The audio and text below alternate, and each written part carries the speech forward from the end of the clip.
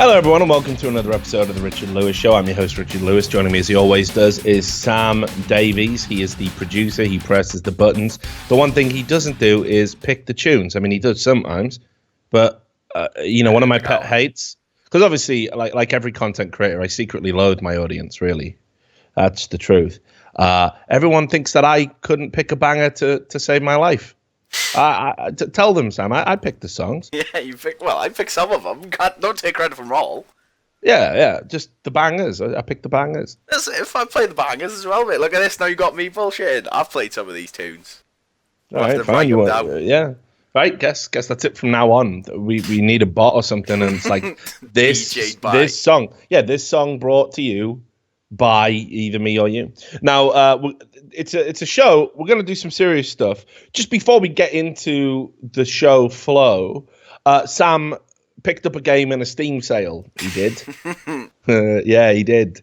He picked up a game in a Steam sale, because that's what you do in the Steam sales. You see, you buy games. I've been buying games. I've been picking up ones that weren't in my vast library of games I've never got time to play. And the one I recommended Sam to get was NBA 2K17. Like, hands down, one of the best sports games ever made. I mean, just the 2K series in general for NBA is amazing. But 2K17, big improvement on 2K16. It's available for like $10 or something, right? So Sam picked up a copy. I mean, he still had to wait for a fucking donation to come in. Nah, I sold some skins, I think it was. I think I sold some CS skins. Fuck those skins, mate. I'm trading out. Once 5 of you meant fucking Rizzlers down the balls club. Selling skins, but selling cans of tuna down the shop. So anyway, he went and bought it. Now, here's the thing, right? Me and Sam have two very different approaches to computer games. When I put myself in a game, I like to make a character that looks like me. Anyone who's watched my Football Manager stream knows that I like to be in the game. I try and role play as myself. I try and make the characters look like myself. And that's one way of approaching a game. Sam has a very different approach. Right? So Sam is the kind of guy who just makes really stupid characters, like, and just fucks with the face building in ways I never thought possible. So if you could just bring up a picture. One, mate? Well, let's start with let's start with the one where he's got the college. It, so I haven't got a lot. Yeah, on it, so no. Yeah, I know. All right, so let's start with the one. Angles, mate. Yeah, let's start with the college one. And basically, Sam created a character called Lester Green. Now, that is the real name of Beetlejuice, who you may have seen on the Howard Stern show. And for some reason, he decided to build this ridiculous character. As you can see, he is a black midget. Yeah, he's 5'7", 145. That is a midget in NBA terms, right? Definitely. And he's just given him a nose like nothing I've ever seen. Like, why have you done that? Because in the game, you could not only can you push his nose up, but he can suck his face in. And so his nose is all the way out, and then his mouth is sucked all the way back in his face. And when he talks in like press conferences, it just looks like he's eating his own lips or something. And to top it off with like white fucking cornrows into some beaded shit coming out here. Like, what have you built there? And then the thing is, like, the career mode is brilliant. It's directed by cheers, Jerky's Minion, for picking up a t-shirt. Really appreciate that. The story mode, like in 2016, it was directed by Spike Lee, because what 2K do is they get film directors to come in and write the story. And this one was done by the guy who directed Creed, which, it's not a bad entry in the sort of Rocky film era. It's just a Rocky film. But throughout this, you have to, talk to your friends and talk to your agent and stuff, and you play the entire rookie year of your career from start to finish.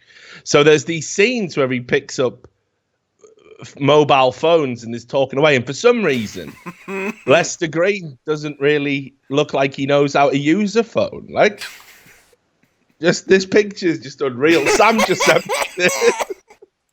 Sam sent me this at like 4 a.m. for no reason. You don't even understand how creased I was, mate. I don't know if my game glitched or something, but that's legit how he had the entire phone call, mate. Just holding it half a foot away from his head, like, who is this? Who's trying to communicate to me? What is going on there? Like, look how scared he is as well. You were like, what is happening? Retarded, man. So yeah, look, so that's how we've been occupying ourselves. Sam says he wants to get a 1v1 match going between you have to have a stream like Lester Green and Richard Lewis going. No zoom in. That's too much, man. Oh, mate, what have you done there? Like, how big's the gap? Mate, I'll have to get some better pictures, like, because this isn't doing him the justice, mate. What do you mean? Because he's got you can't even see it properly in the picture, but he's got a full monobrow as well, so in the light, he's just got a dirty monobrow across his mate. Oh, it's so good, like, and his nose so big, you like cast a shadow on his face. It's mental, like an hourglass. Yeah, you can tell the time on his face. Oh, mate. All right. So, yeah. So, anyway, that's a game you might want to pick up in the Steam sale, by the way. It's pretty fucking good and pretty fucking funny. It is banging, and the story mode's pretty good. So, anyway, that's what we've been up to in our little bit of time off.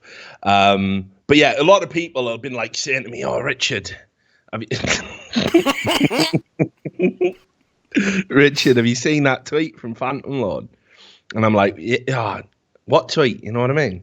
Because I've only been sent it 500 times, so it didn't really go in. Didn't really go in. So yeah, obviously I've seen it, and thanks to everyone who sent it to me 500 times. Appreciate that. But yeah, so basically, I mean, he says he's coming back, doesn't he? Yeah. So and he says he's going to do a tell-all. My sources are telling me he's going to do an interview with Ice Poseidon on YouTube. So, I mean, that's going to be like Frost Nixon right there, isn't it? You know what I mean? It's going to be a fucking meeting of minds. So, look, I'm not fucking bothered. Like, I said this to Sam, like, if he tries to say that we lied or we faked the logs or whatever, then I'll go fucking nuclear with everything that we collated during the time period, because those would be egregious lies.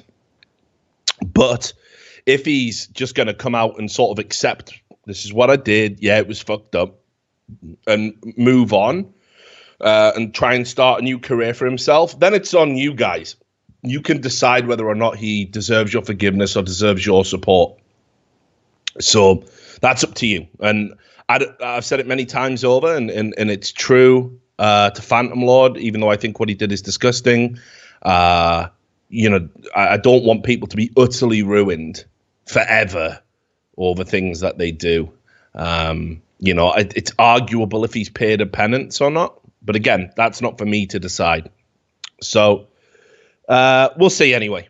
We'll see. So, yes, I did see them, and I'm not really worried. I think by framing it as in I'm going to tell the truth on the 19th or whenever it is, you're kind of implying that the truth didn't come out the first time around, and it did though. It 100% did though. Yeah. So I guess we'll wait and see. But anyway, so yes, I thought I'd mention that. I'll probably do a video on it for the YouTube channel, just talking about some things that we heard and this kind of thing. But anyway, let's move on with the show. And the show starts now by showing off the people who have bought merchandise and tweeted at us. So Sam, you've got some pictures. I'll let you take this bit. You can read out the names and put them up there. All right, first one is Petya Zaleva. I think that's how you pronounce it. Bought a mug. Thank you. Hang on. Petya's a big fan. Supports our work. See you all the time. Thanks for the support. Who else? Torn Nick. Or just Nick. Did you say Torn Nick? Yeah, it's Tonic, but spelled T-A-W-N. Nick. Okay. Tonic with a Vietnam shirt. Nice guy. Nice guy. Hang on, let me just spam open all these links. So I'm going to wait to open them all. Okay, and then Mike Zanowski with a yeah boy and a couple of t-shirts. Longest yeah boy ever. Gregor with a Richard Lewis t-shirt, thank you. Yep, Adore OD, HPPD. Did it nice. or did it not happen? I like the fact that people are picking up the ones with my face on. It was a bit surreal. I was like taking the trash out the other day, and this woman was like staring at me in my building, and I realized, you know, like I've got a t-shirt with my face on it, and like she doesn't know yet. She won't know who the fuck just made I am. It herself. Yeah, she'll just think I'm mentally ill. Like, just made my own line of clothing for no reason with my own face on it. Hello, yeah, that's me. Yeah, Richard Lewis, pleased to meet you. So yeah, and then, but yeah, so I'm gonna try and stop doing that. So a few more. Spyron with a Dinarton shirt.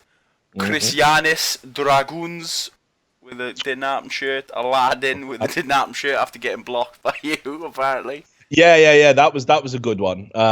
Basically, I'll say this: if you're blocked by me on Twitter, and I do block people for saying stupid stuff, like I tweeted out a thread about on HLTV saying this is mentally ill, and loads of people are going, yeah, it's a bit. Well, yeah, okay, the two aren't mutually exclusive.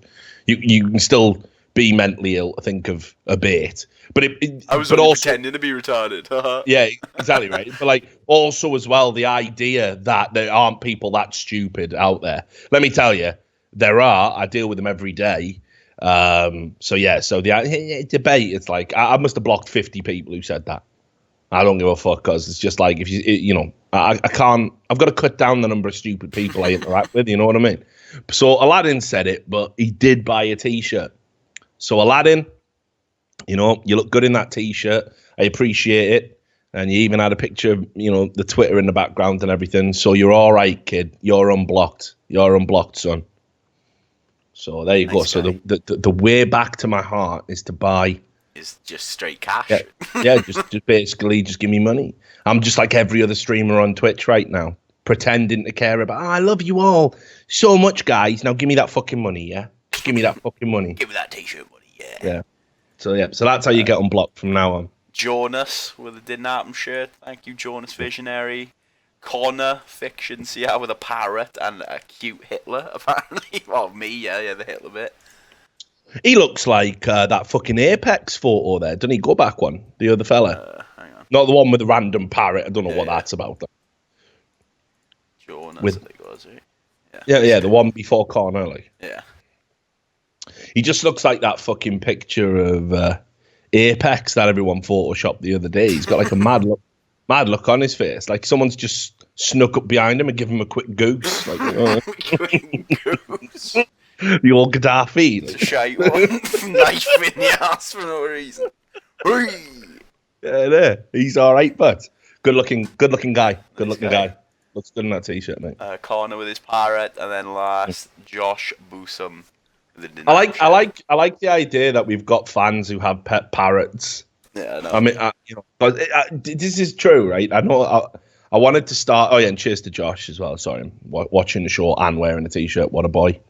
What a boy! So, I was thinking, right, because I don't have a pet, and I don't have any friends. Because obviously, I'm an alcoholic and I'm just a piece of shit garbage human being, so I'm not capable of having any relationships. The internet's completely right about that.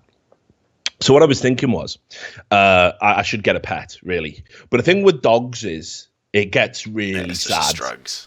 No, it's not even that. It's just sad because there's a chance the dog might outlive me specifically. But for the average human being, I think. But isn't that the same with most pets, that you're going to outlive them? No, but this is the beauty of it, right? So I was looking at. Turtle. No. I mean, turtles are all right. Like, they're okay, but I mean, they're not really interactive, are they? You know what I mean? They might slowly be a rock with a face. Yeah, slowly eating it. You're allowed one strawberry a week. You know what I mean? Can't give any more. You get diabetes. You'll have to cut off your legs or something. Yeah, exactly. Having sex with a shoe. So fragile.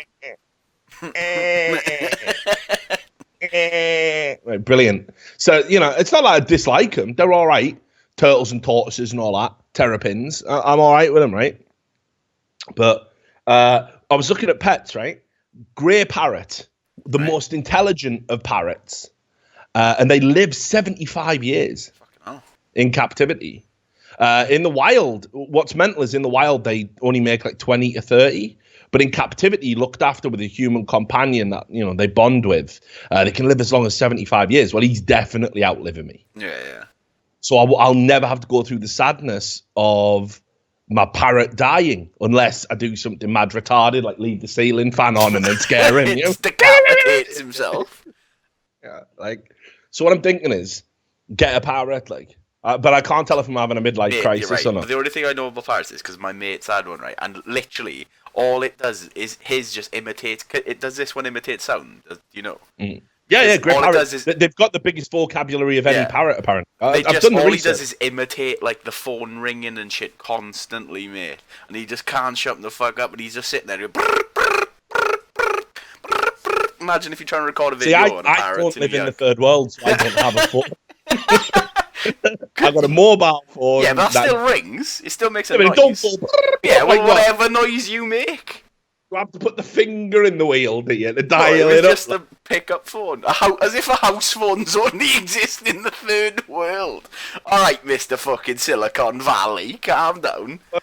These Bose electric glasses. Yeah, these are Google Fiber, mate. I'm fucking in the Matrix right now, mate. I'm in the Matrix. Your primitive non-digital phone that's getting impersonated by a primitive non-digital bird. Nah, I mean, I get it. I heard they can be annoying as fuck, if they get rowdy and that. And the thing is, I've never had one before, so I don't know if chickens, right? Because obviously I spent some time around chickens. It's not actually. Yeah, usually. But what you can do is you can just trick them into going to sleep by just tucking its head under its wing. And it'll but they're thick, aren't they? I mean, chickens are really stupid. But what I'm hoping is for parrots, you can, get in your little cage. I don't know what I'm going to call him. Might call him Sam. That'll get confusing. Right. But fucking get in your cage, Sam. And then you just throw a blanket over him. That's what I mean. But doesn't that freak him out, though? If you surround a cage, I feel like I might freak him out. You know what I mean? I don't know. That's what I mean. I don't know how scared parrots are in general. Yeah, I don't know either. But, I'm scared of parrots. We need some advice. I reckon it could take the stream to the next level because we have a parrot, right? And we could teach it all of our catchphrases. Yeah. I don't want to get one that's been tainted by another human being. I want to get as soon as it's born. Yeah, pretty much. The womb, no other sound. Put some earmuffs on him. Yeah, I want to be the fucking. I'm puking in its mouth, like Mama birding it, right?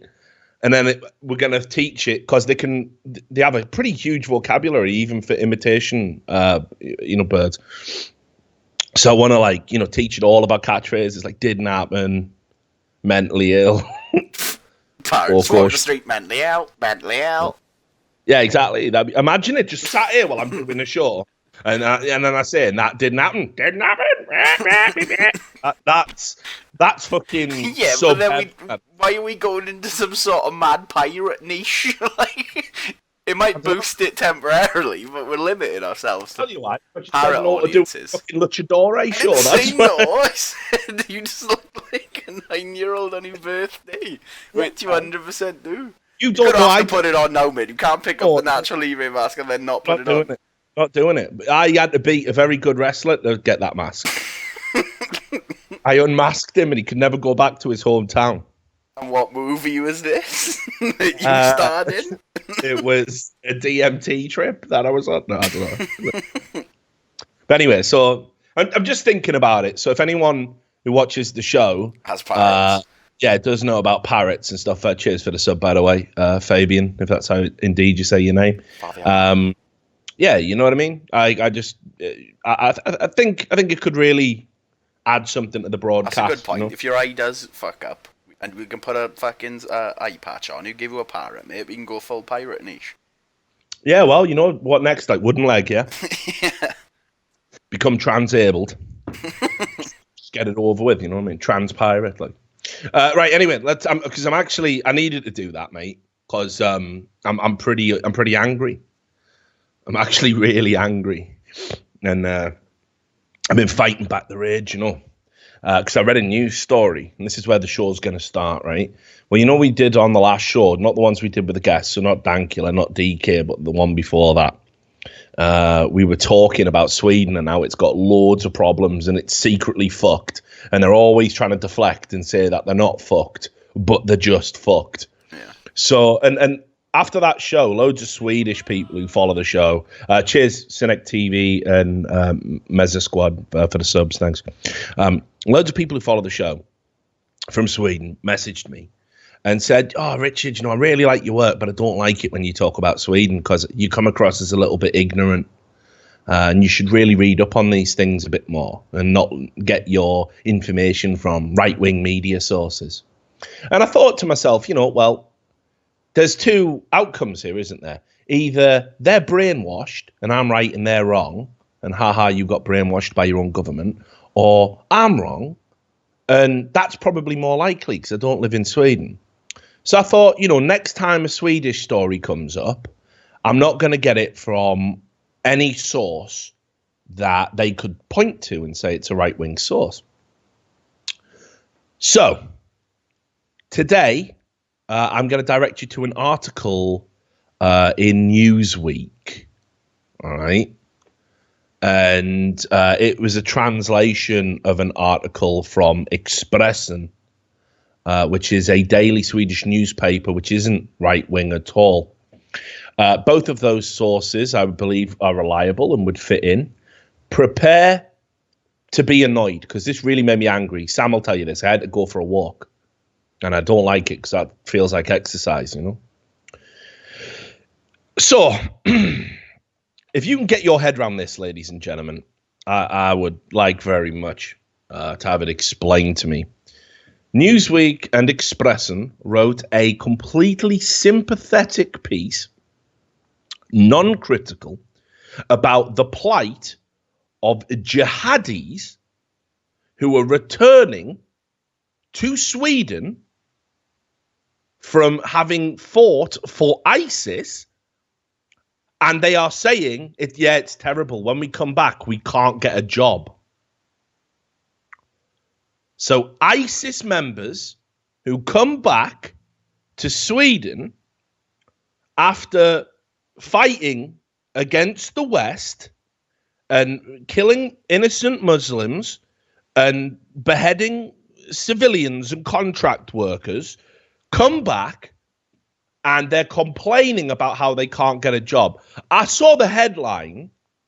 I thought this was a joke. I thought it was one of them spoofed news pages. And then I started getting that headache I get when I realize something that makes no fucking sense is real. It's a deep throb about here. It will be the thing that kills me if I don't have a heart attack or cirrhosis. I guess there's many things, but that's not the point. I'll read you a quote here. They interviewed multiple jihadis who returned and were talking about adapting to life after ISIS. Now, for me, in my mind, life after ISIS should be one of two things. It should be a lifetime of imprisonment. No, I guess three things. It should be a lifetime of imprisonment in the country that you expect to return to. It should be death. So not really life after ISIS. It should be incredibly short. Or three, since as you thought the caliphate was so fucking good to begin with, you know, even if you leave ISIS, maybe you should just stay out there and live under the caliphate, you know? Because I'll tell you this, if I went, right, I'll put it in context. If I was a British citizen, which I am, so I don't know why I'm saying it like that. I am a British citizen. Whoops, nearly let it slip that I'm a Russian agent there, Sam. Louise mentions on the case. Yeah, she's fucking beaked out of her mind. I knew it, but I fucking knew it. Right? So I'm a British citizen, right? And I've got a passport. If I burnt my passport and fucking renounced my British citizenship and went to fight against British soldiers and then expected to come back, I'm getting banged up, no doubt about it. It's mental. It's fucking mental that we're trying to say, yeah, well, maybe they were radicalized and therefore we should give them a second chance. What world do we live in where we think ISIS deserves a second chance? It's crazy. Be fair to ISIS, but that's so unreasonable. The caliphate, right? Its beliefs are very clear. It wants to destroy the entire Western civilization. You don't even get the option to convert, by the way. That's why they kill other Muslims that they deem to be moderate. This happened under the Taliban as well. This is nothing new. The absolute extremists of the Salafist and Wahhabist schools of Islam. If you look at the Taliban, you could be executed in Afghanistan for not having a long enough beard.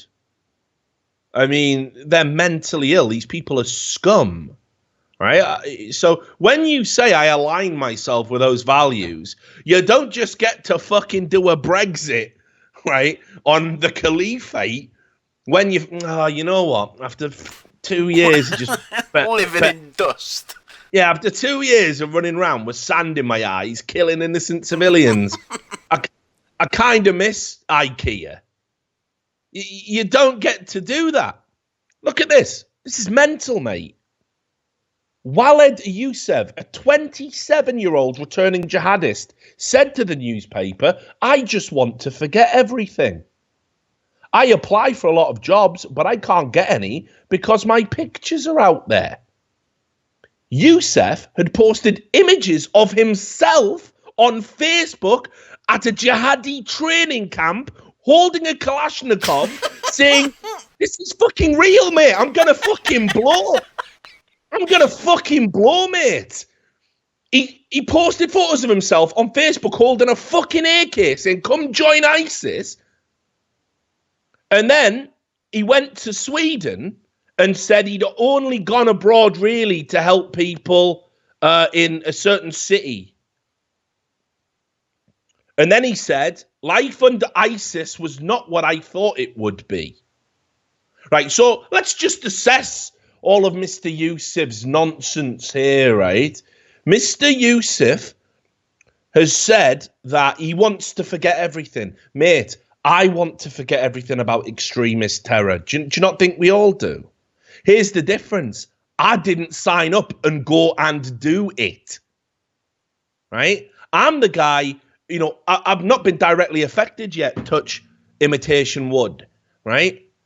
But I know people have. I know people who live in London, Every day people are on edge now, panicky. They can pretend they're not. The media can put photos of saying one man's indomitable spirit as a guy runs down the street holding a beer. The average person is fucking on edge because you have to be. You don't know when you're going to get visited by a truck or a fucking suicide bomber or a machete attacker. And the police shut down multiple attacks. The mayor of London says that's just life in a major city now. Well, we just deal with that, right? So I'd like to forget about it because you know what? I'd like to live in a society where we're not just fucking killing each other on the streets because fucking books and imaginary people tell us to do that.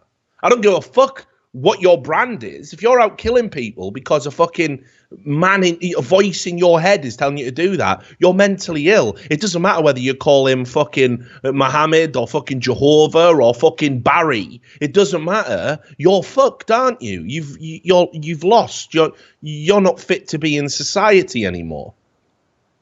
We've got to put our foot down over that. That's not bashing Muslims, is it? That's just saying if you engage and join a terrorist group, society should reject you.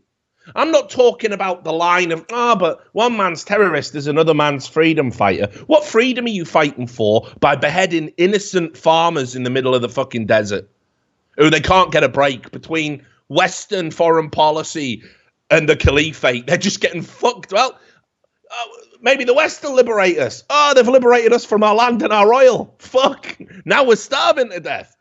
Well, at least we're not getting raped and beheaded by ISIS, I suppose. These people are the real fucking victims of the fucking world that we live in now. So you want to forget it, Mr. Youssef. Yeah, I do too. Here's the thing, though. You put these pictures out yourself, you mad cunt.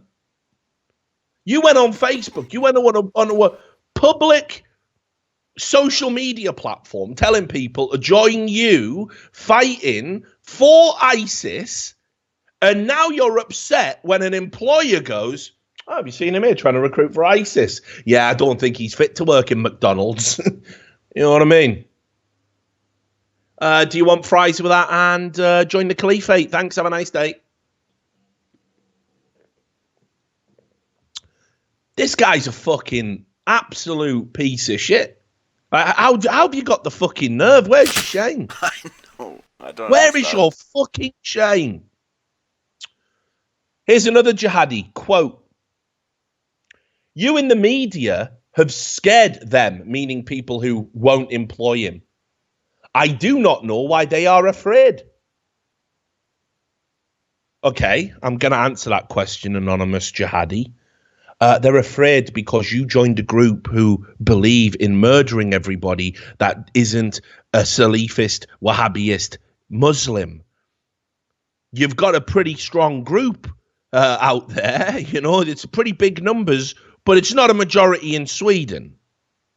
So people might just be a little bit on edge. Do you know what I mean? If I had a mate who was walking around saying, fucking hate people call Richard me, just want to stab someone called Richard. Hey, you all right, Rich? All right, but I'd stop talking to that cunt. Are you shaking, mate? Have a beer, look. Have a beer, but sorry, mate, I'll get my own beer. Well, not going to poison you. I'll definitely stab someone called Richard. Like, fucking, you know what I mean? You would fucking ostracize those people, wouldn't you? You know what I mean? This isn't bashing Islam. You know, I know many a Muslim who doesn't walk around saying, yeah, death to the kuffers, death to them all, fucking kafirs, fuck them all. People just go about their day and they just have a religion and it just doesn't dominate their life. And they interpret their religious beliefs in a way that is compatible with the society in which they live, like a civilized human being does. That's the majority. You're worried why people won't employ you when you have joined a group that is death to the West. Can I get a job in the West, please? No, fuck you, mate. You're out. You're done. I'm trying to think of the humane option here. I mean, these people should be put in prison, right? These are foreign combatants. Here's another one, right? Others said they had no idea why their names were on leaked ISIS records. That's very strange. I mean, it's war. Maybe someone recommended me to ISIS. I don't know.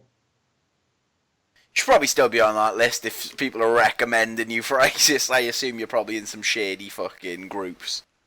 It's not war, though. Let me tell you. All right, a war is when two sides are fighting. The average person on the street, look, we're not even saying, I mean, I think this is the reasonable position. People aren't even saying, don't have a caliphate. Do you want a caliphate? Go on then, have it.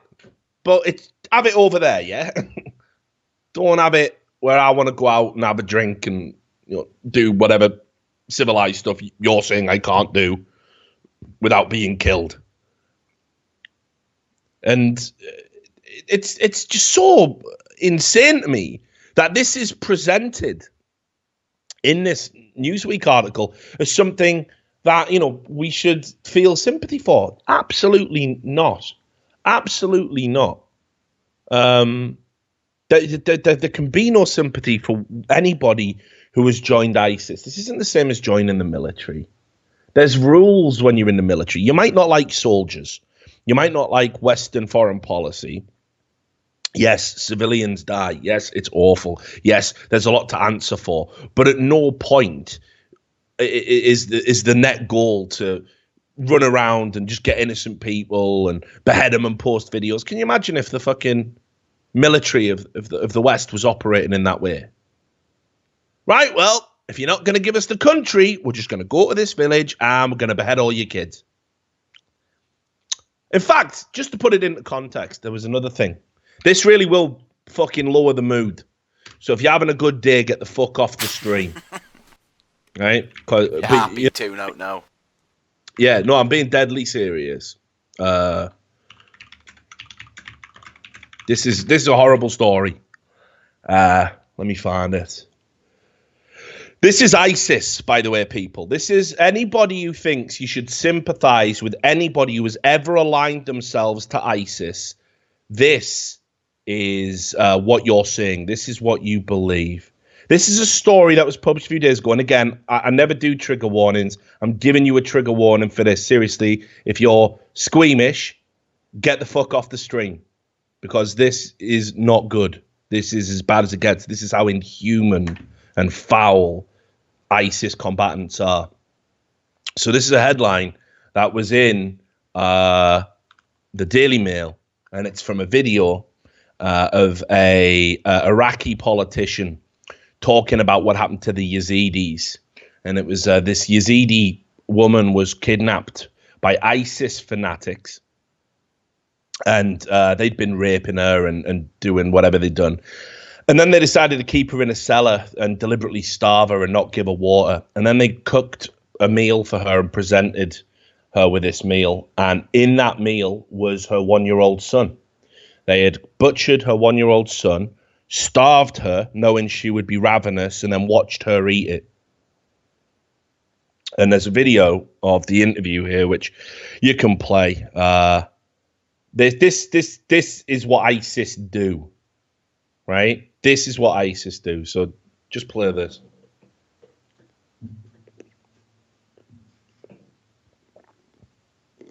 إحدى السيدات عندما استطعنا إعادتها قالت أنه سجنوها في قبو لمدة 3 أيام بدون أكل بدون أي شيء. ثم بعد ذلك جاءوا إليها بالرز واللحم، فقالت أكلت لأن كنت جائعة جدا. بعد أن انتهت قالوا لها ابنك اللي كان عمره 1 سنة أخذناه منك طبخناه وهذا كان اللي أكلتيه. أحدى الفتيات قالت أنه أخذوا 6 من أخواتها، أختها الصغيرة 10 سنوات اغتصبوها أمام أعين والدها وأخواتها إلى أن ماتت. 10 سنوات.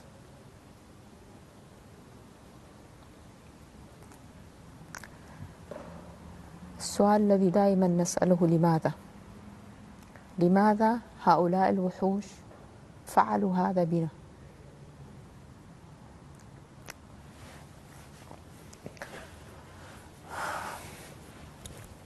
So if you're one of the fucking Swedish people that think that returning jihadists, anyone who has ever aligned themselves with ISIS, should be allowed to walk back into your fucking society when that is the type of fucking behavior they are endorsing, you're fucked. You're mentally ill. You're almost as bad. These people are not welcome in civilized society. If you choose to bed down with ISIS, you do not get to come back and like nothing happened and say it was a war, wasn't it? Because it ain't. When shit like that is happening and you think, yeah, well, you know, I guess that's the team I want to fucking play for. You're a cunt. I mean, you're irredeemable as a human being. That's it. It's over for you.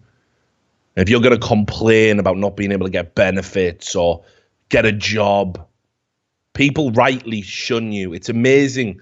It's an amazing testament to the humanity in Western society that you're even allowed to set foot on the same soil as innocent people. It is appalling.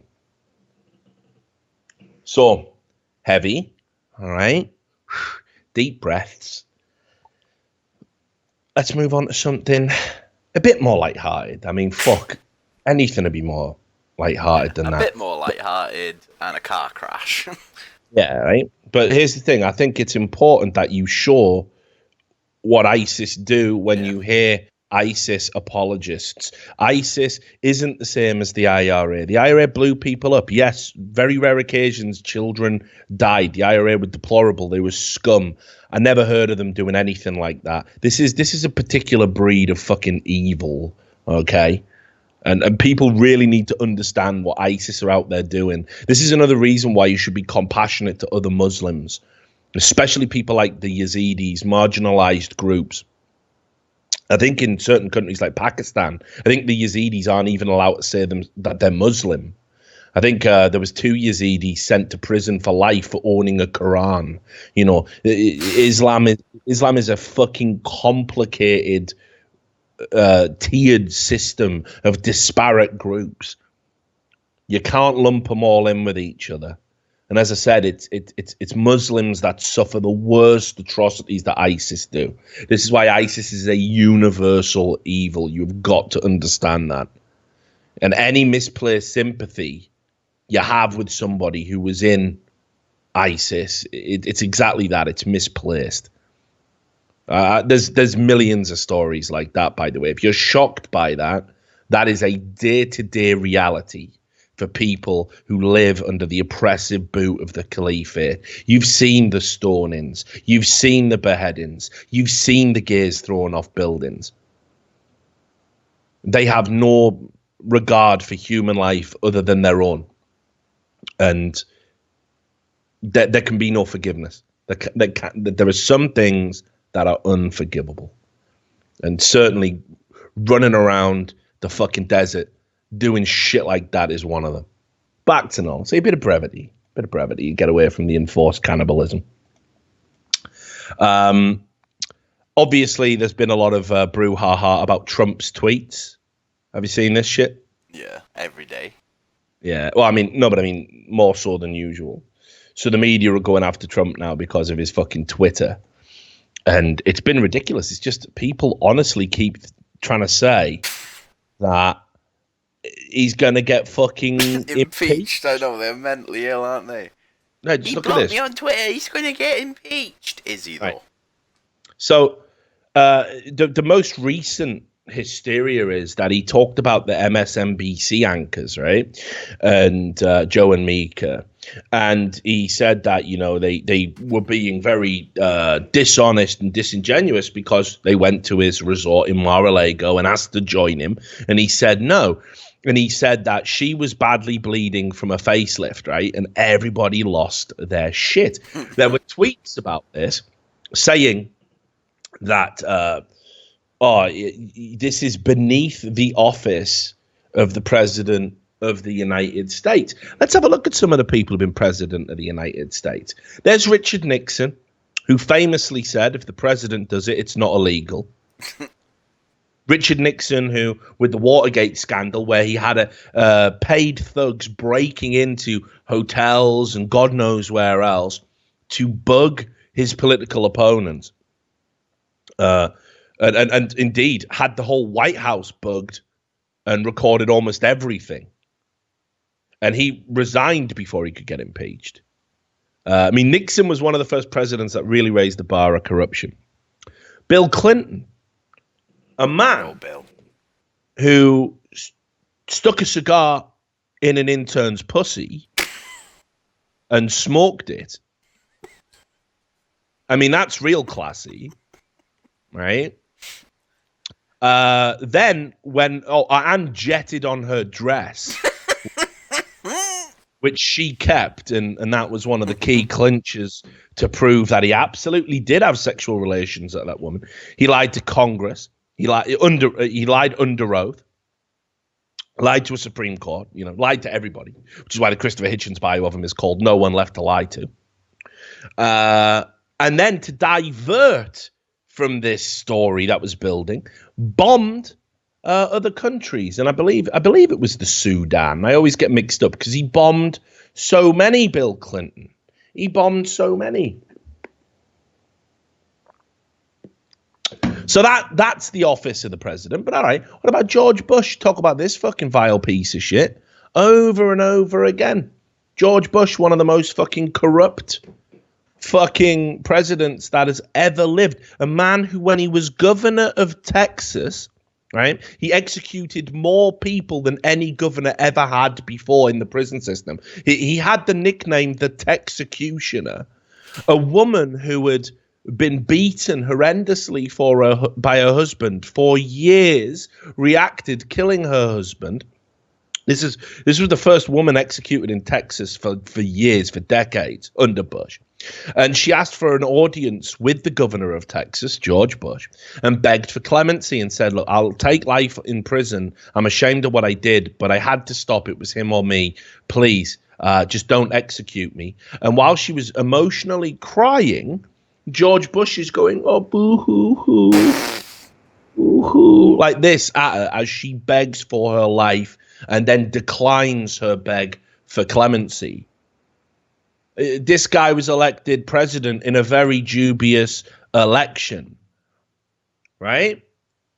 So is that not beneath the office of president? Apparently not. But tweeting that a journalist who has mercilessly used their platform to publish story after story after story about you, I'm sure some of them are true, I'm sure some of them are fake. You then say she was bleeding badly from a facelift, and the world loses its fucking mind again over Donald Trump's Twitter account. This is insanity. This is Trump derangement syndrome. It is madness. Imagine waking up in the morning and find out you've been roasted by Trump, though. I bet you was you, but I'd be like, why though? I'd fucking love it. Yeah, that's what I mean. If Donald Trump put a tweet out saying that Richard Lewis cunt always does stories about the media abusing me, but won't admit he's a supporter, sad, fat bald crackhead or something. But last time I saw him, he was begging to lick my toes, bald mess. Something like that. And if he put my at in it, I'd love it. Yeah, that'd be huge. Yeah. Imagine how big the show would be, mate, if we got roasted by Trump. That'd be huge. Now I'm going to say it again. Same thing I always say with Trump. Should he have tweeted that? No, it's mad retarded that he tweeted that. It's mad retarded. There's no point. it literally serves no goal except to rile the media who President are already shouldn't be spitting fire, like. Well, mind that. I don't even mind that. You can definitely spit fire, but that's not the fire to spit. Yeah, not like she was bleeding from her facelift. Do it real. Well, that's dumb. That's just, and all it does is it gives you, it gives the media again a platform to attack you. And they're saying he's a misogynist now because it was a woman. I mean, again, he's not saying, haha, silly bitch got a facelift, insecure cow got a facelift. He just said she was bleeding from a facelift. They put a statement out denying she'd ever had a facelift. I mean, I don't know anymore. It's hard to trust the media, isn't it? But this is not the fire to spit. There's fire because we all know the mainstream media have lost their fucking minds. Yeah. So there's fire, but that wasn't it. And what it does is it gives the detractors, look at him, he's not fit for office. Direct him. Exactly. So it's stupid. It's completely stupid. Now, what's even stupider though is this. Let me try and find it. I didn't have this ready, but I need you to. Here we go. Is this the one? There was a video of it. Come on, why haven't you embedded the video? Yeah, it was Jackson Lee. Here you go. So you can play this video in it. Just look at the fucking hysteria. This is a Democrat, by the way. This is the Democrats. Like, God, just wind your neck in. What are you talking about? Right. So Jackson Lee went straight to Twitter. I mean, every Democrat seemed to just like, quick, get me to a fucking camera. Trump's tweeted something. Get me to a camera. Just play this video. Just drop me the 3, 2, 1. Okay. 3, 2, 1, go. I don't know what to say. There's a sense of hurt feelings. Mr. President, bleeding from the face? You're again attacking women, professional women? What? You're calling someone I mean, a men have psycho? facelifts too. With all of the individuals fighting for their lives, suffering from mental health needs? You're attacking a woman, a professional woman, about her IQ? Someone who has shown herself professionally What's wrong with insulting as an women? That anchor, doesn't as make you many of us misogynist. do in this life? When the question of beauty is so sensitive, and that beauty should be from the inside? Mr. President, when people are struggling to have health care, who need mental health services, and your Trump care denies billions of dollars to Medicaid to help them, and you spend your time in the morning dealing with attacking human beings that happen to be Americans and happen to be the media. Well, let me tell you something, Mr. President. I've gone through, as a member of the Judiciary Committee, impeachments. But we can't wait that long. It is time for you to resign. Sure you listen. Enough is enough. I love America. I love these people. And we need a commander-in-chief. Fucking hell. It's just too much, I don't innit? understand why people think if you insult a woman, you're suddenly a misogynist. No, like, you could just hate people, can't you? Why on earth would the president resign for saying a news anchor had a facelift? What world are we living in? What world is this? What planet is it? What planet is this? A woman? What planet? But it's what she said. I've been through impeachments before. All right, okay, so we're admitting there have been worse presidents than Donald Trump. I guess that's fucking progress at least, right? Oh, and what's that? One of them was fucking Slick Willie. Yeah, or Bill Clinton. Yeah.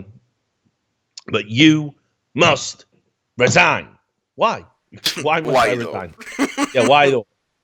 I mean, Trump should have made a video of him laying in bed, holding his phone like selfie, just going, why though? Just reply to that, imagine fire. Why? And it's mad because I see these journalists tweeting out. I mean, all right, get this. Oh God, I'm really struggling to keep it together over this one. Before we go on to the media, let's just talk about Democrats, right? Democrats do not know how to pick a winner anymore. Democrats have really lost all sense of fucking perspective. I mean, they've lost it. Let me show you how far this has gone with the Democrats. They're so fucked in the head with this Trump derangement syndrome. They're giving jobs to people who are just unfit for any form of office. This was a story. We were going to put this on the last show. It's too much to fucking believe. All right. The headline, it's pretty basic. Dems give politically connected judge 6-figure gig she's too obese to do. You're like, oh, well, fat shaming, is it, Richard? Oh, no. Listen on. Listen to this. So members of the all-Democratic City Council in suburban White Plains rewarded their party's well-connected chairwoman with a 6-figure judicial seat, even though she is too sick to work. City Judge Elizabeth Schollenberger, who suffers from a digestive disorder and morbid obesity, among other ailments, was unable to climb the 3 steps to her courtroom bench. Mate, it gets worse, bud. Come on, even I get out of bed. There's no excuse. No, it gets worse, mate. It gets worse, right? You know. This is the Democrats, okay? It's not about right, left, whatever. This is just a political party that are just mental. They've just lost it, like, right?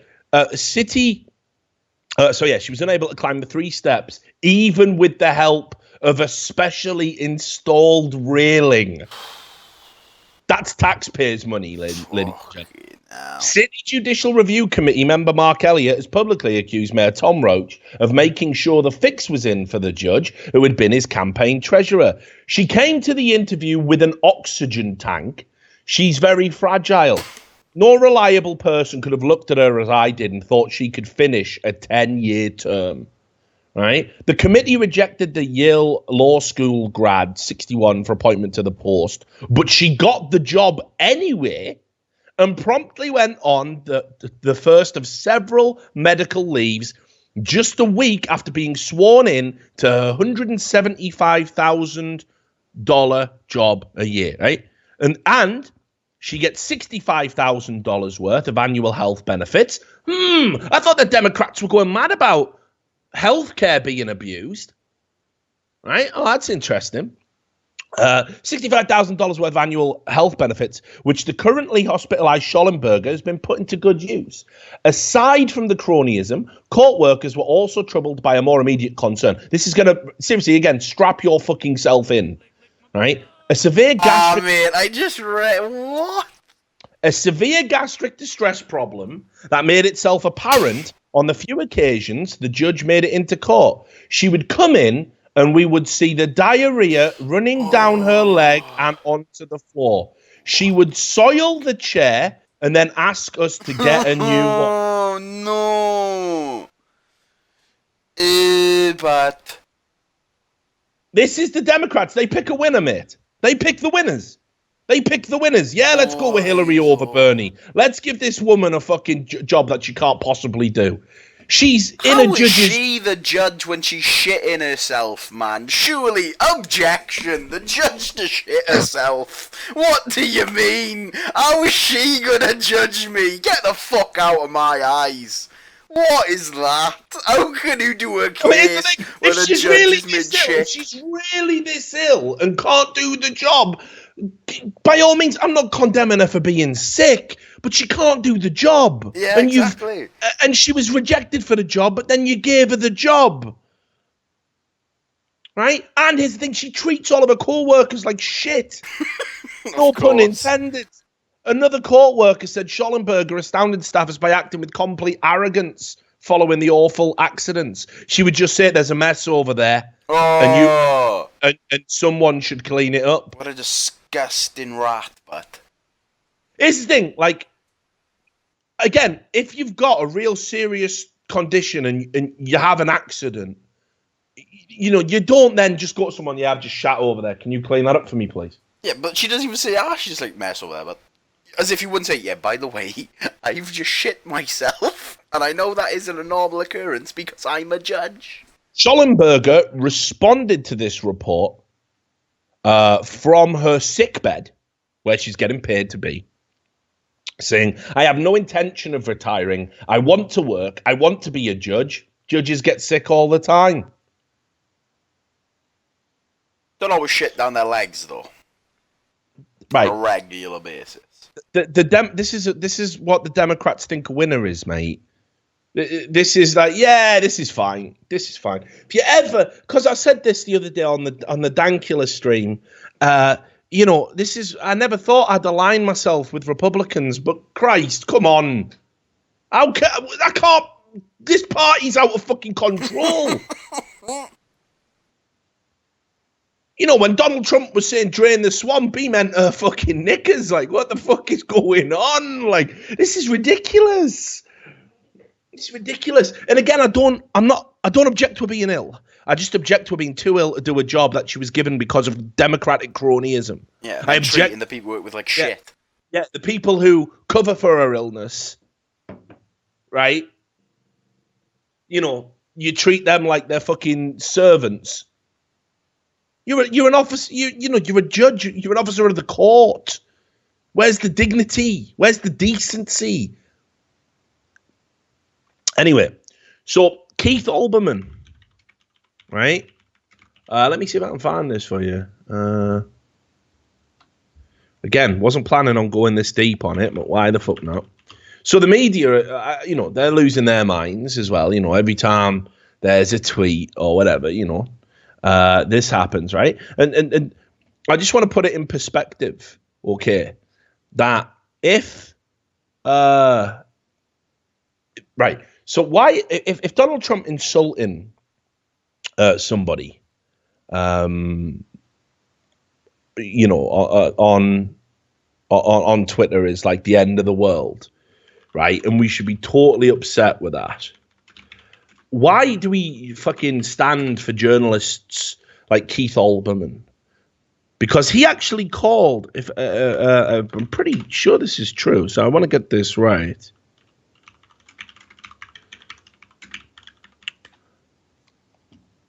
Yeah, here it is. Olbermann has called for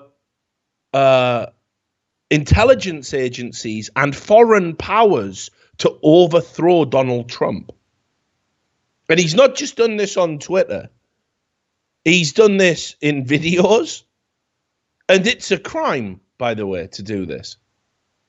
To call for, orchestrate, organize, or take part in a military coup of a president is a crime, obviously. And he's done it. He's done it multiple times. He's still doing it. Here he is. Here's a report from The Blaze doing it, right? So, again, let's get some perspective here. President says, this news anchor's had a facelift and she was bleeding. You know, I wouldn't associate with those people, right? Bit childish, bit fucking juvenile. Beneath the sacred office of the presidency, which has literally just been run into the mud by previous presidents anyway. Nothing, Trump's going to have to really go some to beat Bill Clinton, to beat George Bush, to beat Richard Nixon. He's really going to have to do it. And that's if we just ignore the 8 years of Obama, dropping a bomb if you average it out every 12 minutes for 8 years, on the Middle East and, other countries. As soon as he got drones, he was fucking loving it. Like, oh, yeah. Fucking kill them all. Fuck it. This is great.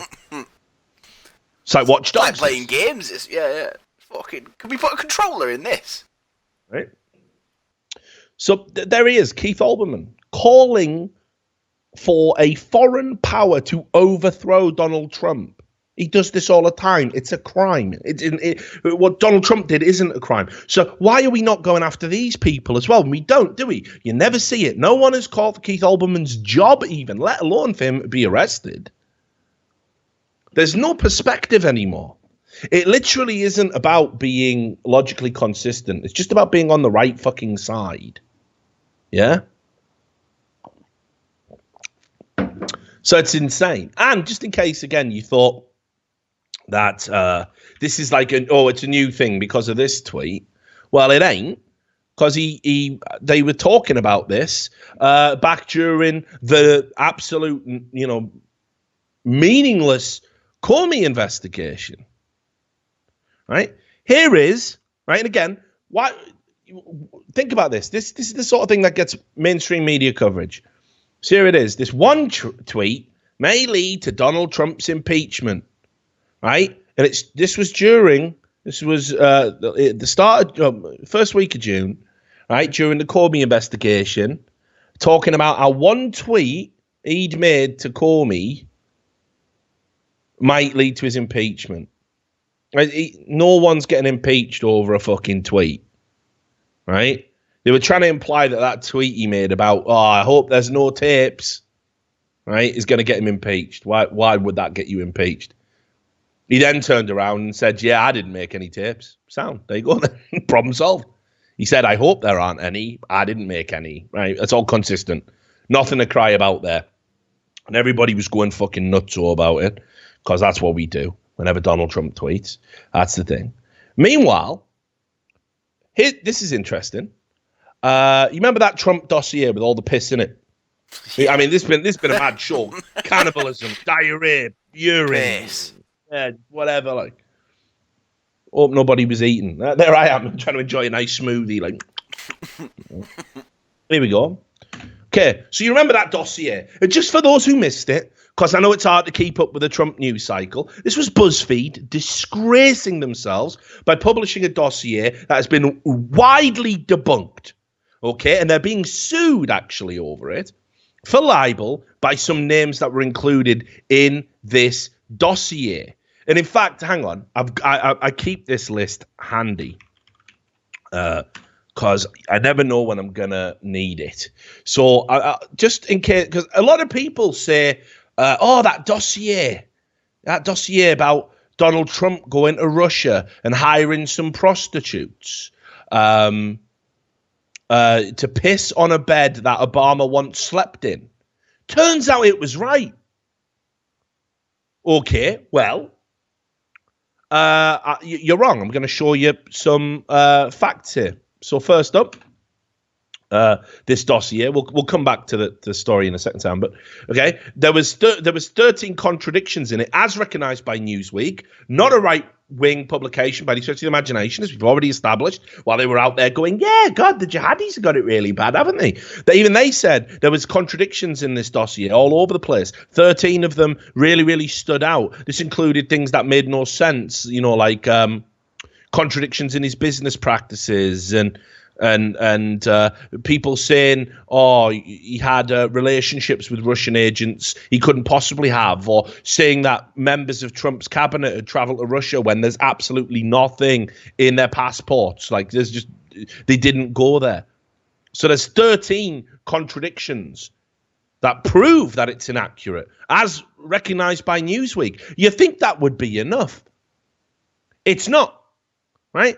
This is also BuzzFeed getting sued for libel, just so you can see that again. Newsweek reported on that. The Russian bankers that were named in it as having had some relationship with Putin and Trump in some form of Russian hacking, the election conspiracy. They're suing BuzzFeed. They're going to win, by the way. BuzzFeed know they shouldn't have published this dossier. They're suing them for libel. You've just gone up against Russian bankers. You're BuzzFeed. You're going to go the same way as Gawker, and I'm going to be jerking off like a fucking bonobo monkey when that happens. Yeah? Because it's fucking madness. But right, let's just stop there. I mean, okay, what about this? Right, this is the reason people even try and say the dossier was true. Think about how big that dossier was. Think about all the allegations in it. Think about the 13 contradictions. Think about the libel lawsuit. Well, this was widely reported. There was one thing in the dossier that has been verified. I could say now the CIA have invented AIDS, invented crack cocaine, communicated with aliens, and funded a coup in Honduras. And I could go on and just name a bunch of conspiracy theories. One of them will probably be right. If I say enough times, enough bullshit, something will click. Oh, yeah, actually, fucking hell, how did Richard Lewis know that? Fucking hell, get him killed. Get a syringe in the back of the neck with the fairy liquid in. That's what the KGB use, fairy liquid. Straight to the back of the head. Mild green fairy liquid. Right? One claim in a dossier this thick. Whoa, we've got him. Surely this is the end for Trump. Surely 2 scoops of ice cream and now this. We got him. Well, they definitely haven't. Because, look, there was this reported on Fox. Because, obviously, the story goes cold, doesn't it? It goes cold. The media don't want to, fucking hell, that dossier was a load of nonsense. Shit. Better stop reporting on it now. So this was Trump's attorney proving he'd never been to Prague and never been to Russia, which the dossier specifically alleged, right? Even showed a copy of his passport to prove it. The Czech intelligence services, certainly no friends of Trump, no reason to say anything. They fucking confirmed that he hadn't been there and said if he did, he must have come in through illegal means. So let's be clear. You're the attorney for the president of the US and you're going to smuggle yourself into Prague for a weekend without a passport. Good one. Start an international incident for no reason. All right, BuzzFeed, you got me. Okay? It's fucking madness. Hang on, there's more, mate. I'm telling you. There's so many reasons why this dossier is garbage. Let me get you some more. I can go all day on this. I can't believe that people are trying to defend this dossier as being real. I still cannot believe it. This was I can't show you that because it's fucking Forbes, and they got a paywall. So, but Forbes did a report. You can Google it. Right, Forbes did a report saying the Trump dossier is false. And this is why. A CIA officer went on the record, described the dossier as hawky as hell. Quote, hawky. Right? He put his name on it. He went and did an interview. He didn't hide. He wasn't an anonymous source. He said, yeah, that's absolute garbage. I'm a CIA officer. It's garbage. It's hawky as hell. It's not real. And then, here's the interesting fucking thing. The guy who created the dossier, Christopher Steele, a former British intelligence agent who worked for MI6, do you know what he said? After the dossier got out and he got named as the author of the dossier. You know what he said? Bullshit. Check it out. Boom. And why don't more people know this? Reported in the Washington Times, Christopher Steele admits the dossier should never have been published and claims in the dossier are unverified. That's the end of the fucking story, isn't it? You fucking idiots. The guy who wrote it says it was unverified. That's it. Dossier over. Stop talking about the fucking dossier. It's done now. But no, it's not, isn't it? They're still trying to fucking milk it. So do you know what happens? And again, not picked up by the fucking mainstream media at all. Now it turns out there's an ongoing investigation into the firm that Christopher Steele works for that created the dossier. You know who they're connected to? Only the Democratic Party. And they will not comply with a fucking investigation. Do you know what I mean? It's this planet Earth. Is this where I live? This is, I'll read you this. Okay, sketchy firm behind Trump dossier is stalling investigators. So this is the Washington firm. It's called Fusion GPS. Go out and Google them. It's the one that Mr. Steele works for. Okay? Fusion GPS describes itself as a research and strategic intelligence firm founded by 3 former Wall Street Journal investigative reporters. Oh, hang on a minute. I thought it was a credible intelligence agency. You got one former MI6 agent who's already said the dossier that made the name for the company should never have been published and claims in it were unverified. And you've got 3 former Wall Street Journal investigative reporters. Oh, that's the Wall Street Journal, is it? The same one who said PewDiePie is Adolf Hitler's fucking sperm filtered through YouTube. Right? And now it turns out people in Congress are saying it's an opposition research group for the Democrats, another one of these super PACs. And it's actually a political activist group that has a pro-Hillary Clinton agenda. Keep in mind, it's already been reported in a licensed biography of Hillary Clinton that they made up the Russian story. They made up the Russian hacking the election story as soon as they realized they were going to lose. It happened there and then, that night. That's documented. So look, these weren't mercenaries or hired guns, a congressional source said. These guys have a vested personal and ideological interest in smearing Trump and boosting Hillary's chances of winning in the White House. Fusion GPS was on the payroll of an as of yet unidentified Democratic ally of Clinton when it hired a long-retired British spy to dig up dirt on Trump. In 2012, the Democrats hired Fusion GPS to uncover dirt on Mitt Romney. And in 2015, Democratic ally Planned Parenthood retained Fusion GPS to investigate pro-life activists. They've been hired by the Democratic Party on 2 high-profile occasions. And this is the agency that has produced the fucking dossier.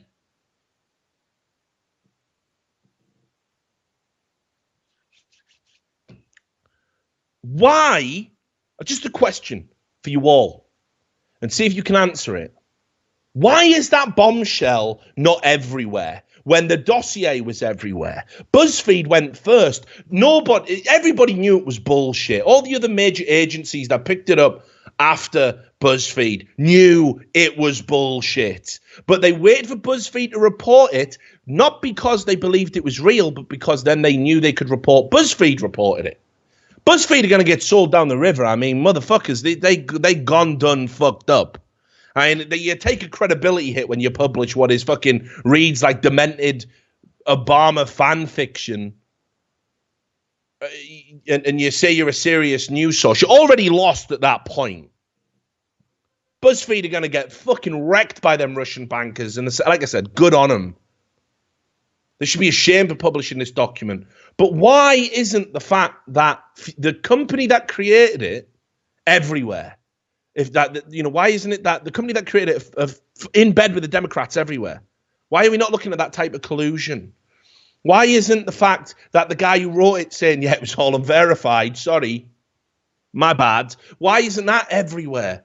People have got to see the agenda here and how this is unfair. I don't care if you hate Donald Trump. I don't care if you believe the lies and the nonsense about him being a racist.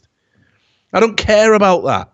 This is the media lying to you and selectively choosing they don't even follow stories to the end anymore. They report on the first bit, which sounds good, and then when it gets disproven, they just bail out. They just don't tell you how the story ends. On top of that, they do this thing now where they deliberately tweet out false stories. This happens all the time. They deliberately tweet out a false story about Donald Trump, like how he didn't visit Scalise in hospital, and then they just retweet a correction out. Moments later, no one sees the correction, and the myths and the lies propagate and spread. That is not what a free press is supposed to be doing with its considerable resources. It's garbage. All right, I'm okay now, Sam. I realize I'm no, it's true. I'm turning into Alex Jones, mate. I'm no wonder. The globalists. I know I'm really fucked, aren't I? But it's just too much for me, mate. It's too much for me. Like, can we just all admit the dossier was bullshit now? Can we just do that? Can we just move forward? Donald Trump is a businessman, a billionaire who's accumulated wealth and debt. There will be corruption somewhere. Find it. Until you do, shut the fuck up. Stop making things up. Do your fucking job as a journalist and find the truth.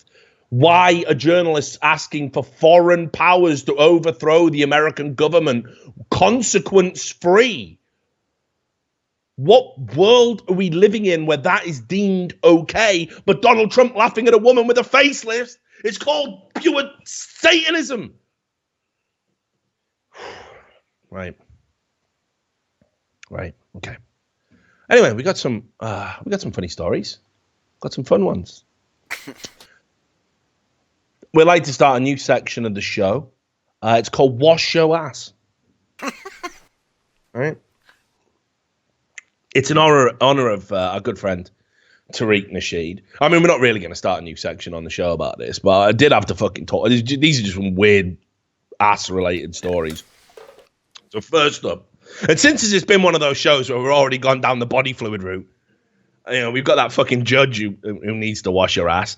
This is a wild one. So obviously I like to watch the UFC, but I've been busy lately, you know, morphing into Alex Jones and everything and fighting those interdimensional paedophile vampires I've heard so much about. And this is crazy. I've never seen anything like this. I've watched a lot of MMA and a lot of UFC. But this is the story about a fighter, a woman's fighter, who actually shit herself while she was being choked out. Her name's Justine Kish. And she got choked out to the point of almost unconsciousness, and she just shit herself. Wildness. You can see the video. It's not as graphic as you think it's going to be, because obviously I was expecting it to be like fucking South Park, you know, like when Chef dies, you know what I mean? But it wasn't like that. It was. Just a little bit of brown. Yeah, just some brown there on the mat. And, you know, fair play. She took it like a fucking champ. She said, I am a warrior. I will never quit. Shit happens. Ha ha. Be back soon. So that's fair fucking dues. Fair fucking dues. So, yeah, I was pretty impressed with that. But this video it was just wild. I was buckled about this, Sam. I laughed about this for fucking God knows how long. Because I'm a child, obviously. I'm a fucking juvenile. But there was this video on VidMe, right? And what it was a woman had an accident and did a little poop while she was walking. but it was like CCTV footage, and it's got a commentary from an Australian man, and I don't want to spoil it, right? Because I was crying when I first saw this, but here you go. This video's just called Random Poo, and if you just give me the 3, 2, 1 on this, mate. 3, you might 2. I'm after what? I'm saying you might want to play this a few times as well, because it's only 9 seconds long. So go on. 3, 2, 1, go. Oh, that is a poo. Oh, and he just stood in the poo. That is a poo. Oh, that is a poo. Oh, and he just stood in the poo. That is a poo. Oh, it's the Australian commentary that just makes it so brilliant. Like, it's just so unreal. Like, but just as well, think about how unlucky that dude is. He's just in sandals as well. I know, fuming. Better come up around the sides as well. That was a big lump. Like, that is a poo, and he stood in the. Now what a shoe. So yeah, you definitely got to fucking wash your ass. But really, that was just a little segue, because Tariq Nasheed is back. He's back, mate. Now I don't know if you've seen this, right? But when we did our Tariq Nasheed special, and I'm keeping a close eye on Tariq Nasheed because I'm actually starting to get worried about him. I knew he was mentally ill, but now I really think he's a danger to people. He's saying some crazy shit, dude. And, he said everyone at VidCon, and we're going to talk about VidCon after this. That's how we're going to close the show out. He said VidCon was a white supremacy rally for nerds. Did you see that? Yeah, I did see that. Yeah, well, that's what he said. And then he started going after I believe, Sikh content creator called Bunty King. And he's been having this weird argument with him. And he actually got Bunty King's Twitter shut down somehow, which prompted other content creators at VidCon in solidarity to tweet the hashtag #ShutUpTariq. And it trended on Twitter. And it was one of the few times I think Twitter allowed something to trend that it probably doesn't like, because it allows Tariq Nasheed to use their platform. He claims to be a racist, an expert in mitigating racism, a racist strategist, right? And what he says to people is unreal. I mean, he is racist towards everybody, not just white people. At least when he's racist to white people, he believes they're white supremacists. I mean, wrongly, but he believes it. So it's just an extension of his mental illness, You can't really hate him for that. But he says it to people who aren't white, and he calls them racist names. So Bunty King kind of had a laugh, because he was like, look, you got me banned on Twitter. We did shut up Tariq, and I got my Twitter back, and I'm back up to my original followers. So, ha, fuck you. And Bunty King went to VidCon and got involved with some content creators and had a boost to his profile. He's in with that kind of clique now of the formerly anti-feminist, but now a bit more lenient, and the red-pilled, like Lacey Green and stuff. And they're all coming together now in like some sort of super group. So Bunty King's firmly in there. And anyway, Tariq Nasheed did a live stream, which he put up on his YouTube video. Put up on his YouTube channel, sorry. He put the video up. And he goes on this very disturbing rant for 5 minutes. And here's the thing, Sam. This is going to buckle you, Mitt. I know. I didn't listen to it. Yeah, so no, Mitt. I could be fresh for it. That's a poo. And he stood in the poo, mate. He's fucking lost it, right? So go to 23:40 at this video, because this is over an hour long. We're going to listen to it for about 5 minutes, ladies and gentlemen. Right. And let me tell you, if you're not disturbed by this, if you do not understand how what he is saying is racist, then I don't know what to say anymore. Because this, to me, is racist and disturbing. There's threats of violence in it. This is one of the maddest rants I've ever heard. And all throughout this rant, here's just the thing you need to keep in mind. Bunty King has never threatened Tariq Nasheed. That didn't happen. So when you're ready, Sam, 23:40, and give me the 3, 2, 1, mate. 3, 2, 1, go. I'm always watching what the fuck these white supremacists are doing because they end up harming people at the end of the day. So whenever I see them doing their little gestures and their little symbols, yeah, I'm pointing it out. I don't give a fuck about y'all being mad and your Negro minions and that East Indian coon Bunty, and I haven't watched his videos, and this motherfucker won't stop talking about me. He was at the convention doing interviews talking about me. And another thing, Cunty, that's what your new name is, Cunty Queen.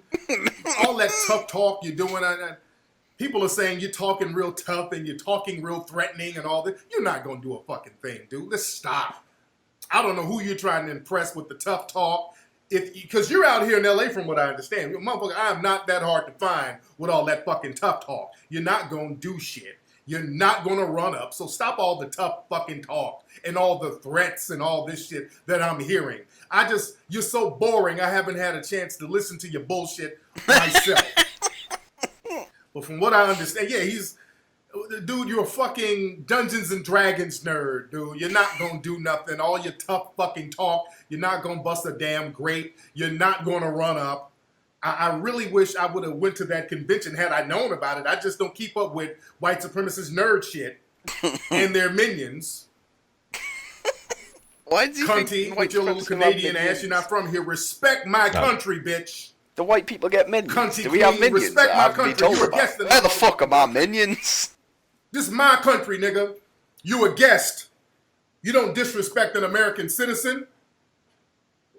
You dig? I don't go over there to India kicking over curry goat and shit. You don't disrespect my fucking country and the American citizens. What is wrong out here in the with state him? where I pay big taxes with your bitch ass. Just because you want to suck white dick and get semen stains on your beard, you bitch ass nigga.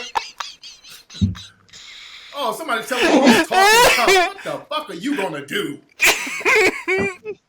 What you gonna do? You not gonna do shit. Stop it. Just make more aggressive videos. You ain't gonna run up. You run up on me, I'll tie your beard into a fucking ponytail. Nobody's trying to run up. All that tough talk. What the fuck you gonna do? Shit don't work on me. Your bitch ass, little musty bastard. Cunty queen. Gonna make a bunch of tough talking videos. Oh, you got me. Fuck out of here. Yeah, you think you white. You ain't white, motherfucker. If me and you get down, it's gonna be some black on black crime. You don't get the same victim mode with the race soldiers. See, the white supremacists, they can talk shit because they know how to get right into victim mode. See, y'all white supremacist trolls, y'all little white supremacist trolls talk that tough talk. And even the alt-right dudes, they talk all that tough shit. White supremacists, especially those lower level ones, on an individual level, lower level, pussy. They're pussies. It's not a club, mate. You notice those alt-right dudes, they'll go to those little rallies, and they're always right next to the police. You notice that? They take their asses right next to the police. They ain't trying to get down for real. They run their asses right under the police and talk shit with their little flags. Yeah, all lives matter. You know, you talk your shit and the cops are right there. Because that one fat fuck from the alt-right, somebody caught his ass. He tried to start a fight with somebody and they stabbed his ass and he's laying up in the hospital like he just had an abortion. Yeah, he did get stabbed, yeah. All the tough shit went out the window. You supposed to be the tough Aryan Nation warrior. Motherfucker from Glendale and poke you up and you in the hospital like a bitch who just goddamn had an abortion. You fat fucker. How is getting stabbed make you weak? Racist. What is he? Oh, I love getting you triggered. Y'all ain't shit. with all your tough talk and your weapons and your bulletproof vest and your hats on, and you got stabbed by a couple of Armenian dudes and then tried to lie. That's the funny thing. Got stabbed by a couple of Armenians and then tried to say it was a gang. Yeah, it was a whole bunch of gangs. It was Armenians and some niggers. This didn't happen, though. Because I had a Donald Trump sticker and they sucker punched me. They love saying they got sucker punched. Oh, they love saying white supremacists are low-key cowards, dude. They are low-key fucking cowards. Oh, they talk shit. They keyboard killers, big time. And the minute you smack one of them in the mouth, boy, it's all they put on a sundress and put on some flip-flops and then put up a GoFundMe page and a neck brace. I was attacked by Black Lives Matter today, dude. My free speech shouldn't be revoked because I have a difference of opinion, bro. You know, they get in the victim mode. That's why I don't take them seriously at all. I just beat them. I don't take them seriously at all. You dig? Here we go, back to cunty. And cunty queen, I don't know why you, now you are, you know, Asian/Middle Eastern. Now you, motherfucker will strap up a bomb or some shit. You know, because some of them are bad it, but you a pussy though. You don't want to be white supremacist. You're a pussy. You ain't gonna do shit with all the tough talk. I steal your camel. Fuck out of here. Nigga, I'm making you get your accent back, motherfucker. What you gonna do? All that tough talk. That's the shit that kills me. All the tough gangster talk. Yeah, what you gonna do? Run up on me, cunty. You gotta kick that goddamn falafel out your fucking mouth. Black Lives Matter. Black Lives Matter. What is he doing? You can stop it there, mate. Sure, mate. It's another 40 minutes now. We can just film the show. Mate. How fucking mentally ill is he, but? And this is the thing. Like, imagine publicly presenting yourself as someone that wants to eradicate racism. You get into a mild disagreement of opinion with an Indian, a person of Indian heritage, and you say, you an Indian or something, or maybe Middle East, those motherfuckers out there would strap a bomb to themselves. That's a racist stereotype. I'll steal your camel. That's a racist stereotype. I'll slap the falafel out your mouth. Wrong region. Yeah, gonna try, but still racist. Still, this is the guy that wants to be taken seriously as a non-racist. He's talking constantly about white supremacists. This is what a black supremacist sounds like. You know, it's mad fucking projection. I don't even know, because look, maybe there's people in the chat saying I'm going to subscribe to Tariq. I'll tell you, you'll be fucking entertained if you can handle all the mental illness. It's definitely funny, like.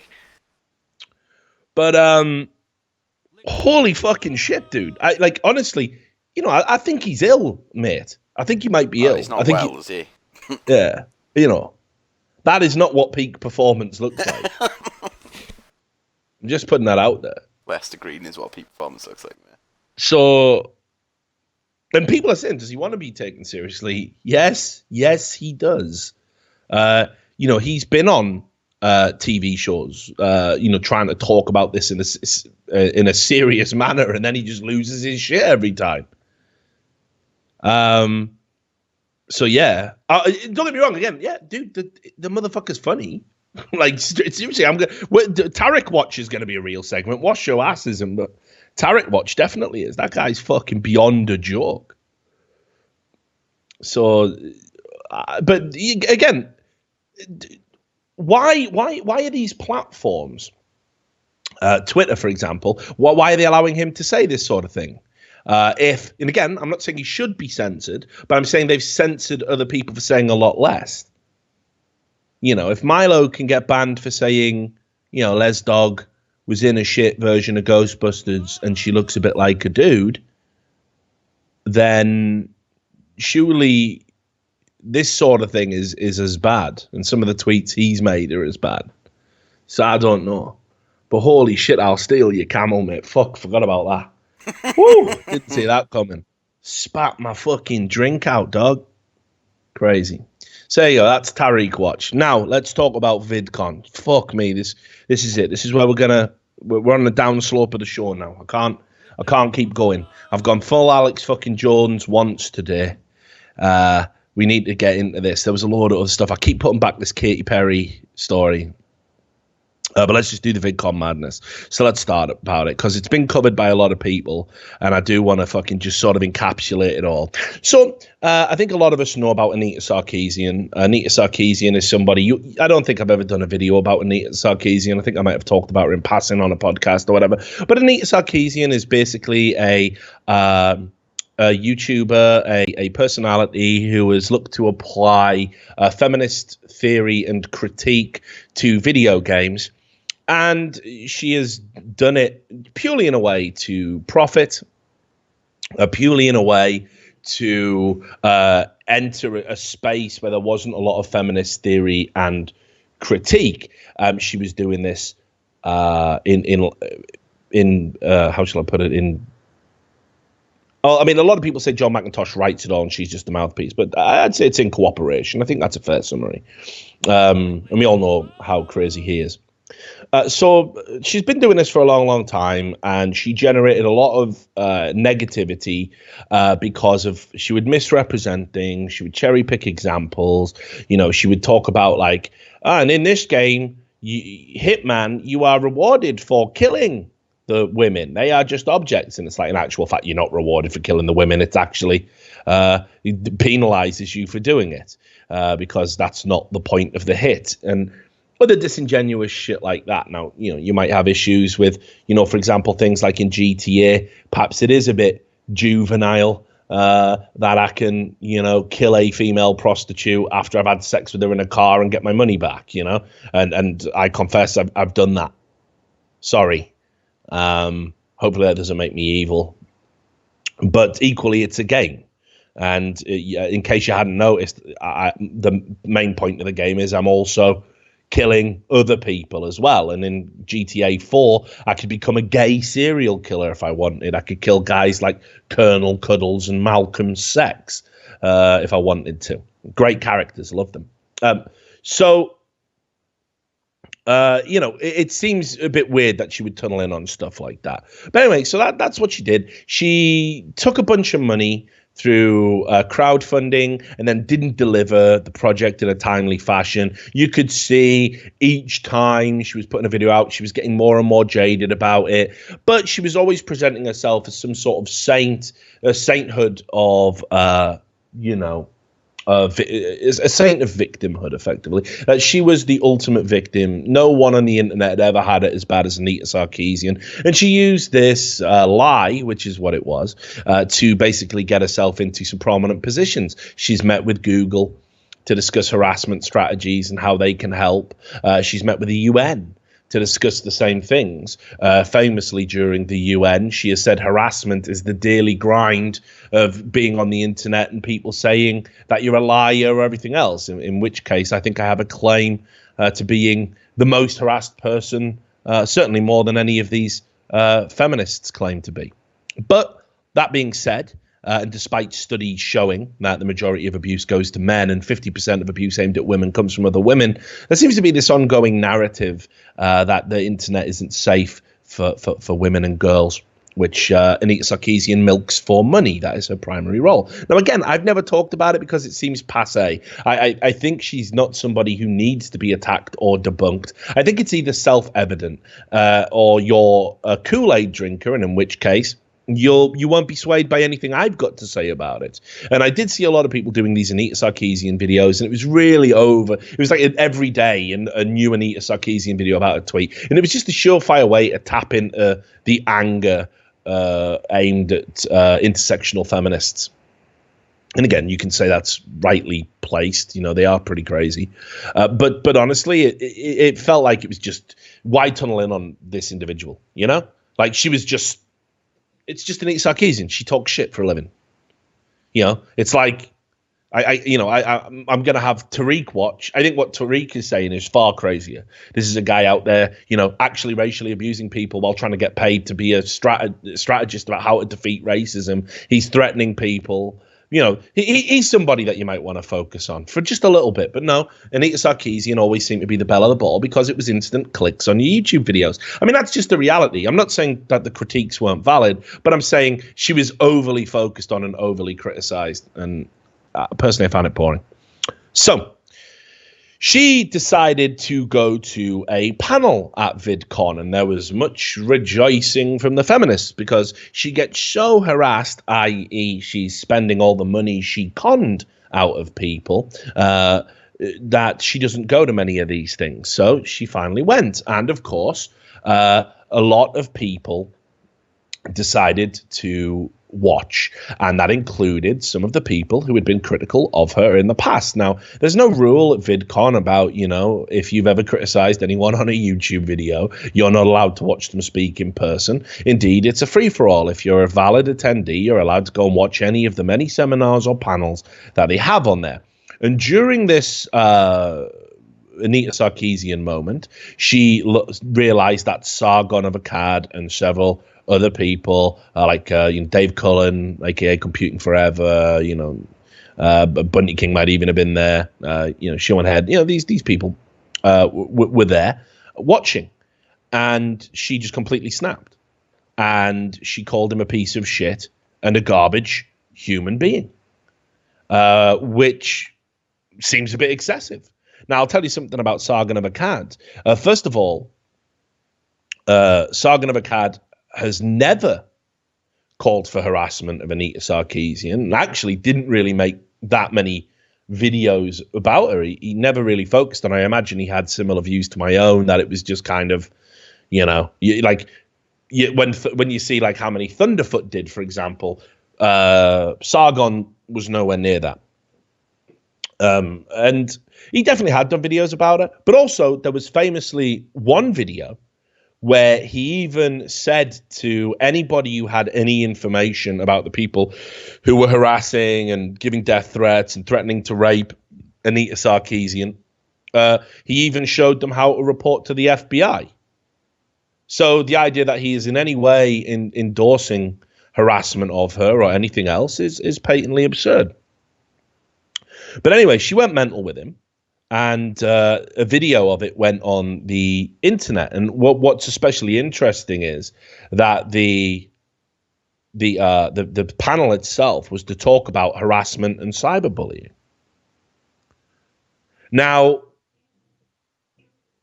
VidCon have a code of conduct, and it means that any speaker or any attendee is bound by that code of conduct. And in the code of conduct, it says behavior that is illegal, unsafe, disruptive, discriminatory, or causes excessive discomfort to our attendees or guests. Now, under that clause, it is undeniable that Anita Sarkeesian breached it by singling out Sargon of Akkad. And indeed, Sargon did get some backlash on social media, as you'd expect. People parroting that he's a garbage human being. And, Anita Sarkeesian was going on like, yeah, look, we're going to, she was on other panels at the same event about how to end cyberbullying and this sort of stuff. And unfortunately for her, she had engaged in it. And if you want to, just while I'm talking about this, to give you an example, one of the things that always gets thrown at me, for example, I've had it thrown at me, and I don't have a huge following, not like Sargon's, is, I can't reply to people when they say things about me because I've got a following and they don't, and it's not fair. And we've seen that leveled at Donald Trump. How dare he respond to people who say bad things about him? Again, I don't subscribe to this, but people like Anita Sarkeesian and other people do. And as a result of her calling Carl a piece of shit and a garbage human and all of this, he started chronicling the abuse he got. There's some of the tweets if you want to just kind of scroll through them. Now, again, I'll be honest. I think when you start behaving like what they are, I think, I understand why he's doing it, because it's like, if you have to behave this way to get it taken seriously. Yeah, it's like what we said before. It's not because we're snowflakes. It's out of, he's being vindictive. If this is what happens to them, it should happen back, right?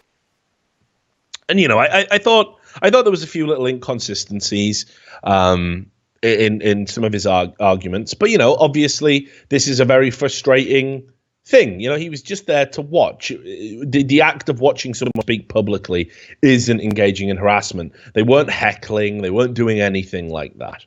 Let's be clear. So this kind of blew up.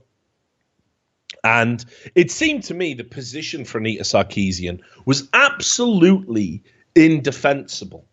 And by the way, while I just go on to these bits, Sam, if in the in-between bits, can you get the other story about that model who went mental at the security guard? I haven't got any links for that. The Snapchat model. Oh, yeah, I'll get it. Yeah, the one Brother Keem. I got it. In interview. Yeah, wicked. If you just get me some links ready for that. So anyway, I thought the position was indefensible. She had breached VidCon's policy quite clearly.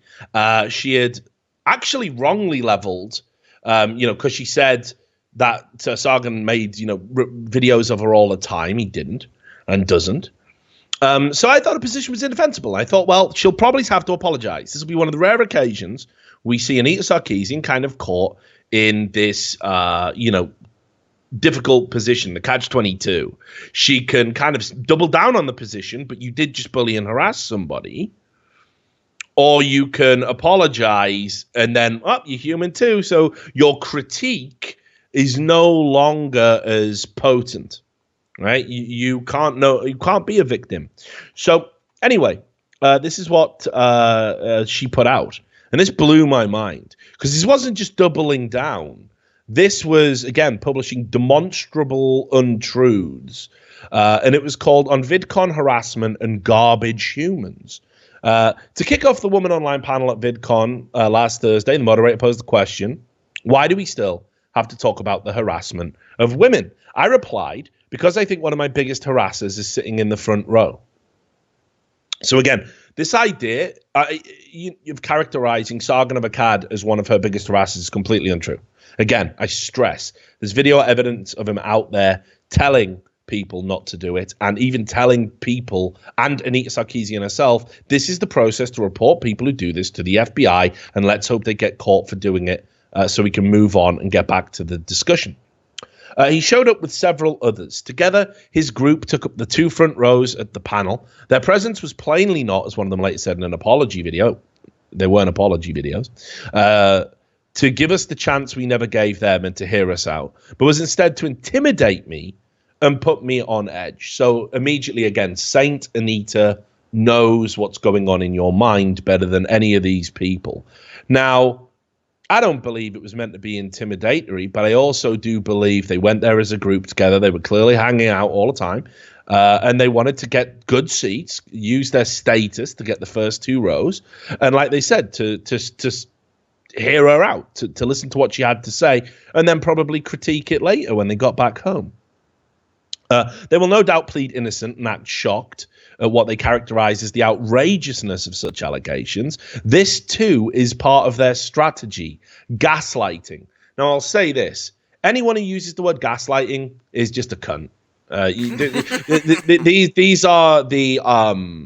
there's a language, there's a code of the social justice martyr, and this idea of gaslighting, it comes from a play, I think, which was...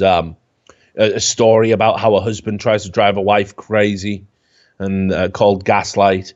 And people started using gaslighting for when people try and make you think that you're going mad. And then it became subverted by social justice people to be like, oh, if I'm mental and you tell me I'm mental, that's gaslighting. No, but what it is if they make an allegation they couldn't possibly know one way or the other, i.e. your innermost intentions, thoughts, beliefs, they tell you what they are because they're social justice, so they're woke and smarter than you.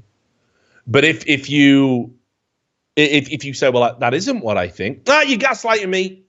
You're gaslighting me. You're trying to make me feel like I'm going mad. Like, no, you're the one telling me what my intentions of an action are. So that's gaslighting, apparently. So again, anybody who uses the term gaslighting, you know the terms. There's gaslighting, toxic masculinity. There's this code. There's this code they all use, and when you see it, you just know these people are cunts. There's no point in even talking to them. They have drank so much Kool-Aid, it's just gone to their fucking brain. White fragility is another one. It's gone to their brain, and they're forever fucked. That's it. They're done. They're gone. They'll never be rational ever again. So anyway, gaslighting, acting in a way intended to encourage me and the other targets to doubt ourselves and to wonder if all of this isn't just in our heads. But to anyone who examines their patterns of behavior with clear eyes, the intentions of their actions are undeniably apparent. I mean, aren't you trying to gaslight me right now? Because you're not them, but you're telling me you absolutely know, undoubtedly, what all of their individual thought processes were when they attended that event. Carl is a man who literally, it's a shame, really, because she does seem relatively well educated, that she doesn't know what literally means, who literally profits from harassing me and other women. That's not how he profits, is it? That's not how he makes his money. He literally creates content primarily on the YouTube platform, which people then watch, and he has a Patreon where people can donate money because they enjoy the content he creates. That's what he literally does. Pretty sure he's never harassed a woman at any stage, and if that has happened, evidence should be fairly easy to prove. He makes over $5,000 a month on Patreon for creating YouTube videos that mock, insult, and discredit myself and other women online, and he's not alone. Well, mocking you is easy because you are a ridiculous figure, and you must know that. Insulting you is permitted, and discrediting you is the duty of any sane, rational person if you are putting out misinformation. So I don't understand how that links to harassment. He's one of several YouTubers who profit from the cottage industry of online harassment and anti-feminism. Together, these people have millions of followers who are regularly encouraged by the videos and tweets of these individuals to harass me and other women who make videos daring to assert the basic humanity of women, people of color, trans folk, and members of other marginalized groups. Now, again, I have never seen anybody criticize or attack Anita Sarkeesian on the basis that she believes women are humans. I've never seen that argument made. I've seen people criticize her on the basis that she has cherry-picked examples to demonize gamers. I've seen her cherry-pick examples to demonize men. I've seen her work in close conjunction with a man who is so seriously mentally ill. He should probably be sectioned. These are all valid criticisms. But I've never seen anybody criticize her or attack her for saying women are humans. Do you know why? Because they are, and everybody believes that. Not everybody. But we don't talk about those people. Because of the constant flood of threats and harassment I have received over the past 5 years, simply for being a woman, not why it happened, who argues for the basic humanity of women in a deeply misogynistic culture, not what you're doing, I went for a very long time rarely participating in public conversations. Actually, kind of a bit of a lie as well there, Anita, because you couldn't wait to be in the public eye. And you've actually been trained in the public eye and trained to be in the public eye. Let me see if I can just find this video.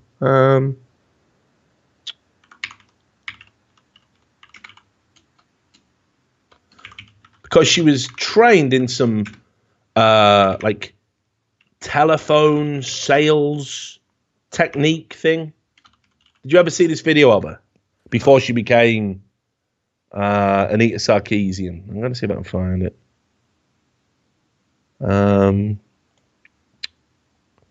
Where was it? It was like a telesales seminar she was at.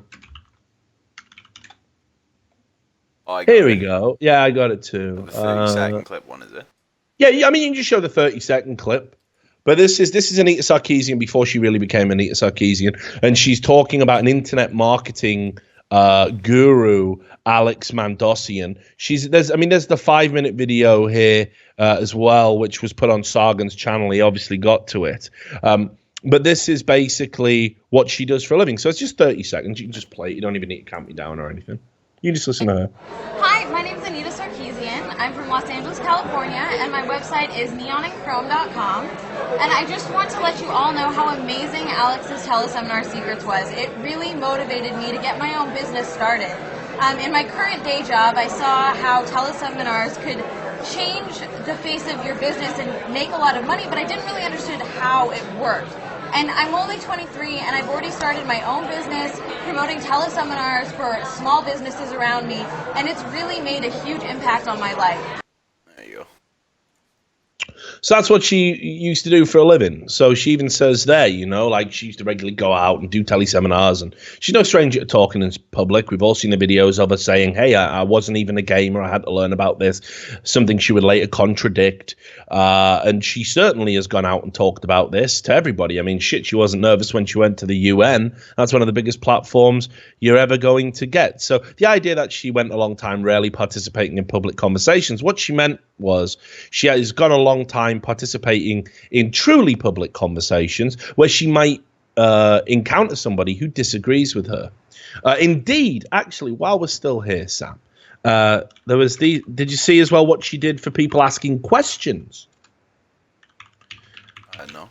So people were asking questions, and she would just tell them to go away. Reasonable. So she was at a public seminar at VidCon. Let me see if I can find this for you. And basically, people were asking, were just asking reasonable questions. So, and she was telling them all to go away. Just telling them all to go away. There was. I think Joey Salad's got up and asked one as well. And he got told to go away. He was saying, "Why?" My shit out. Yeah, but there was just other regular people. Well, somebody got up and asked, "Do you believe the things you say?" And that is here's the thing: as somebody that does interviews myself, when you ask a difficult question like that, you are giving the person an opportunity to answer the difficult question, and therefore they can present a solid statement about it, which can be linked to and shared, and it's on the record. You're not doing it to fuck with them. It was like when I asked DK the other day, did you really get any stories from Hassie? Because he says you did. It's a difficult question. He might not want it brought up publicly, but he can put a definitive statement about it on the record. And I've always believed in that. You're asking somebody a difficult question is an opportunity for them. Okay? But this guy said, do you believe what you say? And she could have gone, obviously I do, blah, blah, blah, and explain why. But instead she just said, that's a ridiculous question. Can we have him removed? And indeed, he was asked to get away from the microphone. And same thing happened to Joey Salads. And all these people were coming up and just calmly asking her questions. And she wouldn't even engage with them. And that's the rule for Anita Sarkeesian from now on. I must only be in a room with obedient people. I must only be in a room with believers. That's it. Anyway, we'll skip to this bit. Despite the torrent of harassment, I recently made a conscious decision to participate more regularly in panels and conversations at public events. Again, I will make a guess as to why she's doing this. Feminist Frequency series is over. The Famous Women of History series didn't do as well. And you've got to find a way to keep milking this Gamergate, anti-feminist, God, isn't the internet terrible bullshit, because people are getting bored of it now after 3 years, and you're running out of revenue streams. That's why you've now suddenly decided to attend all these panels. That's my guess. And I know that her speaking fees from other information that has been leaked in the public domain are considerable. Because I wanted to engage with people who show up in good faith to listen to our ideas. But let me make something very clear. When you have a history of harassing someone for years, which Sargon has never done, and you show up in the front row at their panel with a camera and an entourage, that is not an act of good faith, to put it mildly. That is itself an act of harassment and intimidation. He and his companions were doing this not just to me, but to other women as well. Women like Kat Black and Francesca Ramsey. Yes, Sargon has also probably made videos about them. I'm sure many of the people in that group have, because they've also said ridiculous things that need to be challenged. But I didn't see Kat Black and Francesca Ramsey losing their shit about it or going completely mental. And, you know, to be fair, those people have said some crazy shit.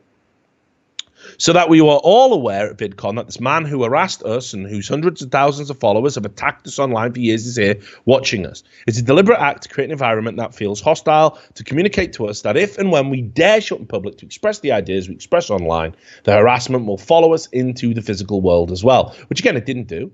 And by all accounts, Anita had her own personal security entourage there. You know, of big guys dressed in CIA type outfits, shades, earpieces, you know the kind. So I don't understand why on earth she would feel unsafe. You know, do you not think everybody has a similar concern? If you have an opinion on the internet and you go to a public place where you may encounter people from the public, you know, someone might do something, someone might say something, but you can't live your life like that. It's unreasonable. And certainly another celebrity is not going to do it. Now, he and his followers are acting as if me publicly calling him a garbage human is the equivalent of what he has done to me. Right? So completely unapologetic. In truth, he and his followers cannot begin to imagine what it is to have to constantly beg for and fight for your basic humanity in a culture that fundamentally refuses to acknowledge it. He cannot imagine what it is to spend years and years being the target of floods and harassment and hate. Really? Sargon, with a following that big? People make videos debunking his videos all the time. Destiny never shuts up about him. He got wrecked for coming out and saying he thought 9/11 was strange. He got wrecked for saying he believes in UFOs. You know, he gets abused too. So you can imagine it because it's happened to him. He cannot imagine what it is to spend years and years being the target of floods and harassment and hate and then still go out there and keep fighting. Well, he is doing that. The companion of his, who made the apology video I referenced earlier, also tweeted that women are powerful enough to deal with things like workplace harassment to rape, as if power is in accepting a culture in which women are second-class citizens, in which misogyny and workplace harassment and rape are the norm. Rape is the norm, Sam. It's just the norm. Just happens all the time. That's her worldview, by the way. That's so fucking mental to think rape is normal. Fuck that. I'll never settle for that. You're damn right I'm powerful. After everything I've been put through by Carl and other men just like him, I'm still powerful enough to go up there and try to change it. Well, you didn't change it. You just became all the things you hate, and you're too fucking self-absorbed to realize it. But after that apology, I thought, well, you know, there's no getting away that she did break the fucking rules, so it's gonna have to fucking be dealt with. You know, VidCon are in a real difficult position here because Sargon didn't do anything wrong. And Anita did violate your code of conduct, inarguably. So VidCon, after VidCon happened, they put out basically a breakdown of some of the things that they observed. There was a lot of times where apparently big YouTubers created mobs by turning up and saying, you know, they didn't say they were going somewhere, and they didn't use proper security measures. They didn't communicate with VidCon. You know, they wanted to do it because they wanted to get, you know, selfie shit or whatever. That's fine. You know, I think you're right to maybe call them out for that. You know, because at the end of the day, if that YouTuber was then hurt or if somebody got crushed in the stampede, it's the event organizers that are liable for that. So you've got to work with people, you know, like, I mean, again, I don't have a huge following, but whenever I'm doing signings, meet and greets or whatever, it's coordinated. You know, you have security there. People come here, you talk to people. You know, you work with the event organizer because, as I said, if anyone gets hurt, it's going to be them that gets sued, or it's going to be their insurance that's affected. Or if it's something really serious, they just get denied the right to hire the venue again. You can lose your right to hire the venue. So It's definitely important. So they talked a little bit about that. And then in a part where they said, who's harassing whom, which is interesting in itself that you would title it that, because there's no debate that Sargon hasn't harassed Anita. I wouldn't call Anita's outburst harassment either. So no one, that title should just be called No One is Harassing Anyone. But whatever. And they talk about this panel, and they said why they had a panel called Women Online, featuring women who had received a variety of kinds of abuse, repeated sexual advances, the stalking, and years of targeted harassment. And again, I think it's terrible when it happens to women, but it's terrible when it happens to the guys. It's just terrible when shit like that happens. You think if we had PewDiePie here, he wouldn't have a bunch of horror stories about stalkers and stuff. Of course he does. There is a fairly prominent genre of social political commentary on the internet that focuses on specific individuals as a path to attack ideas and build outrage. These creators do not violate harassment policies, but the result is often that the vitriol of their followers ends up focused not on ideas, but on people, usually women.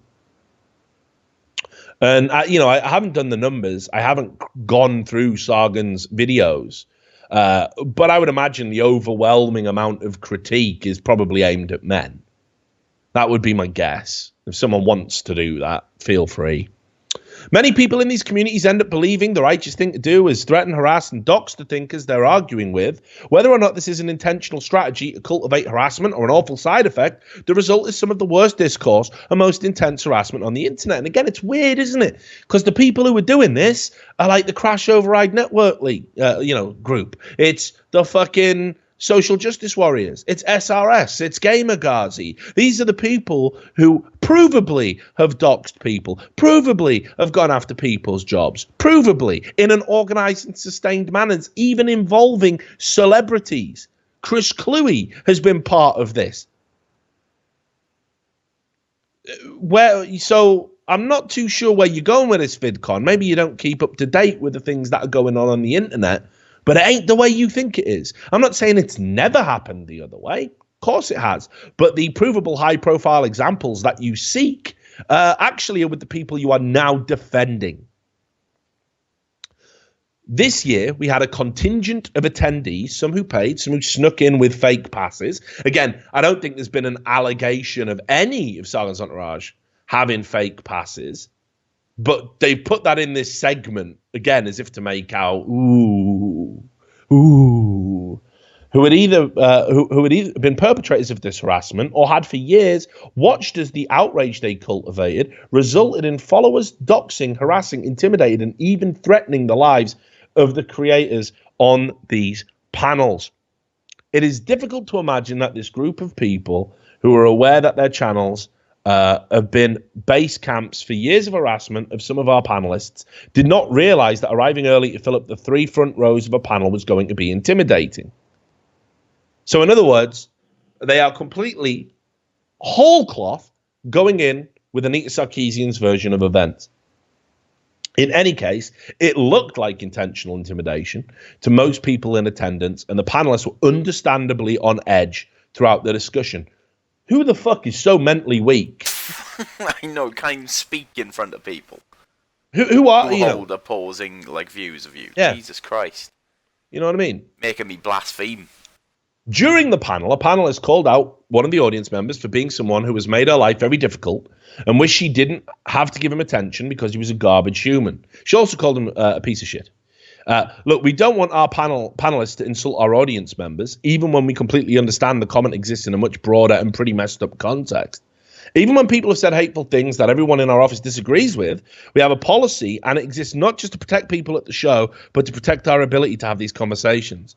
Our founder, Hank Green, talked with our panelist and said 2 things. He told her the comment had violated our policy, but that he understood that there was a broader context, which, to be clear, we were blissfully ignorant of until this weekend and remain inexpert in.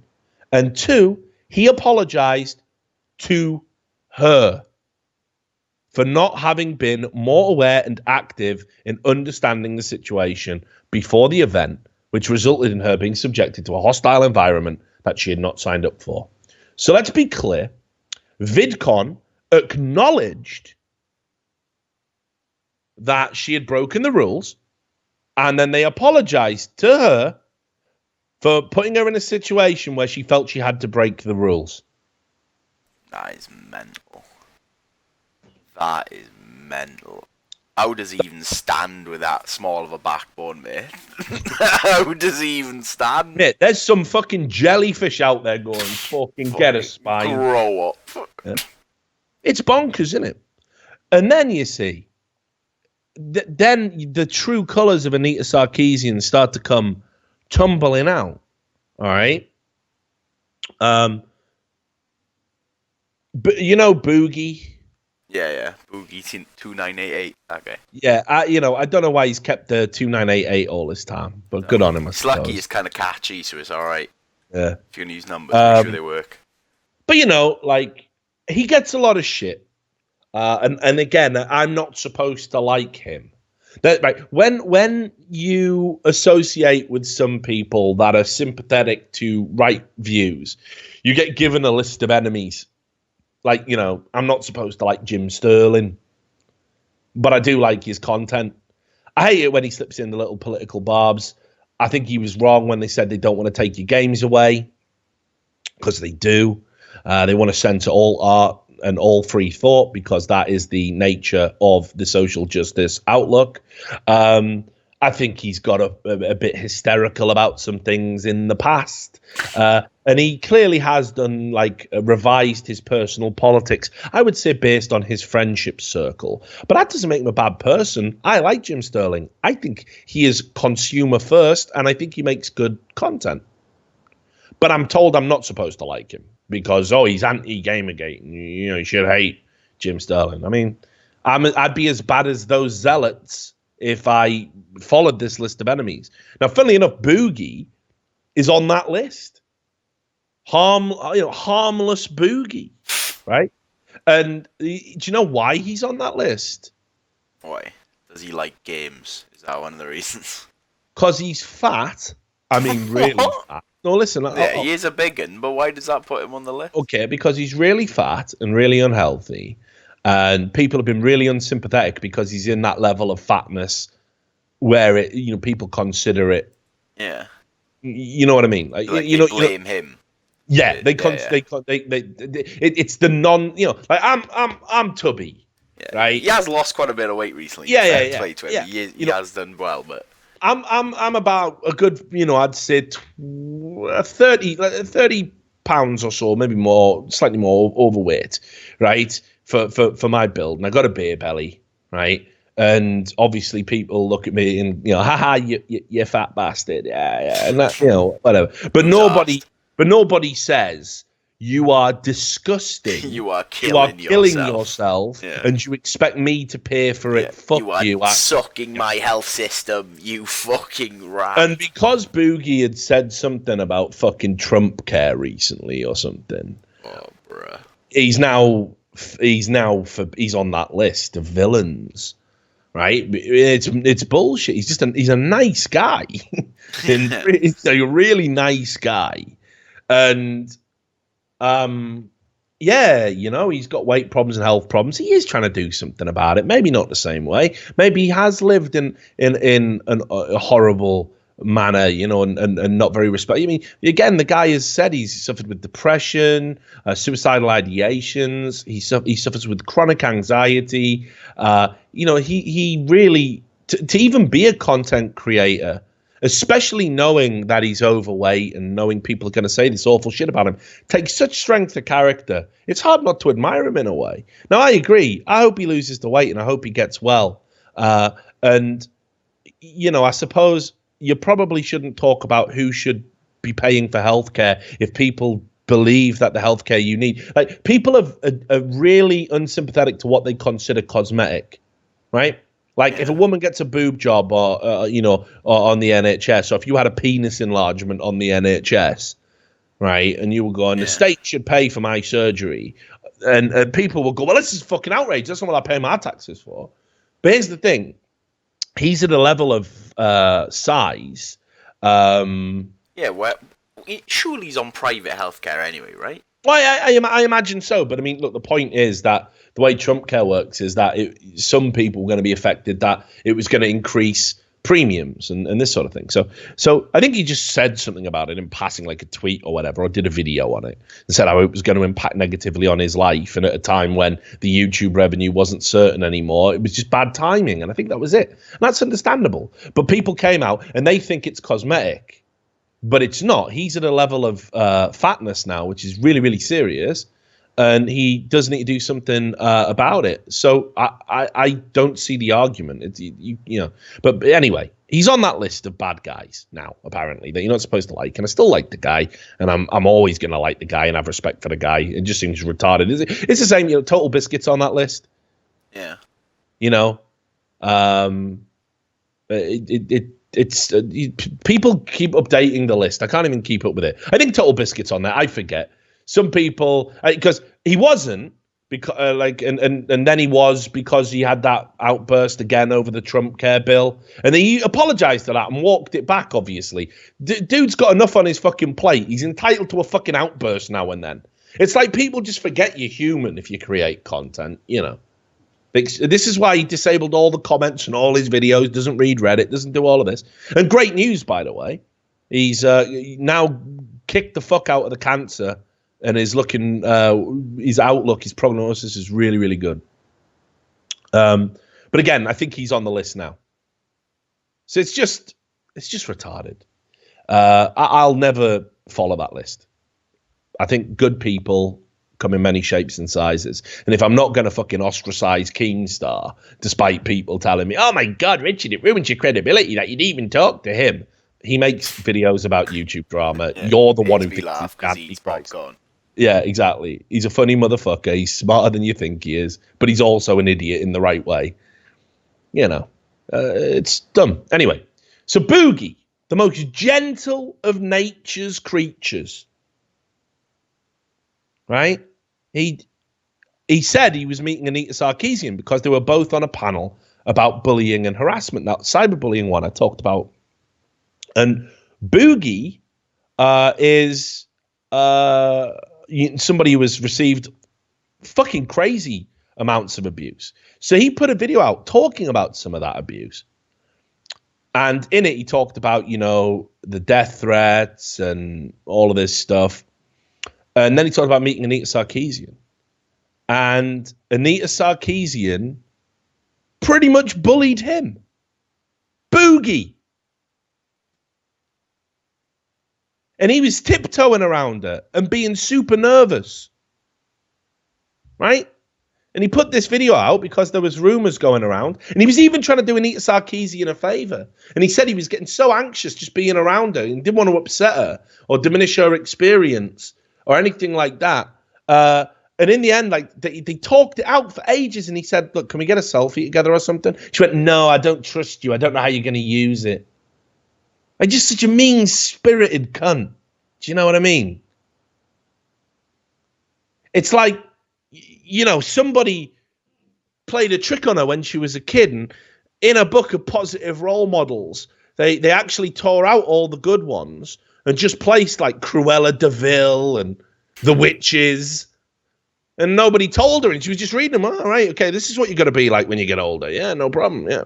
These are all positive female role models. I'll definitely be like all of these. She didn't even know she was reading a hall of cunts.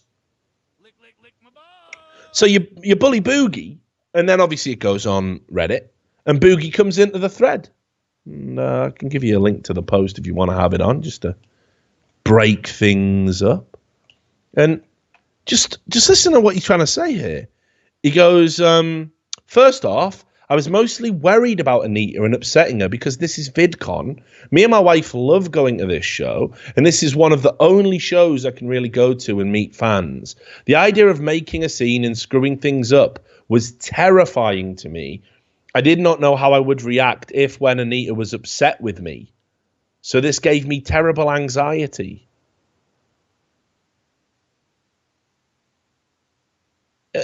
I mean, Boogie's been a moderate throughout anything. He came out and he said, yeah, some of the Gamergate guys have a point. You're a harasser, you're a misogynist, you're a pig, you're a cunt. Everyone's got points, please. Can't we be friends? Please. It's fucking Boogie. I don't even get it. The cunt hasn't got a bad bone in his body. He's got big bones. None of them are bad.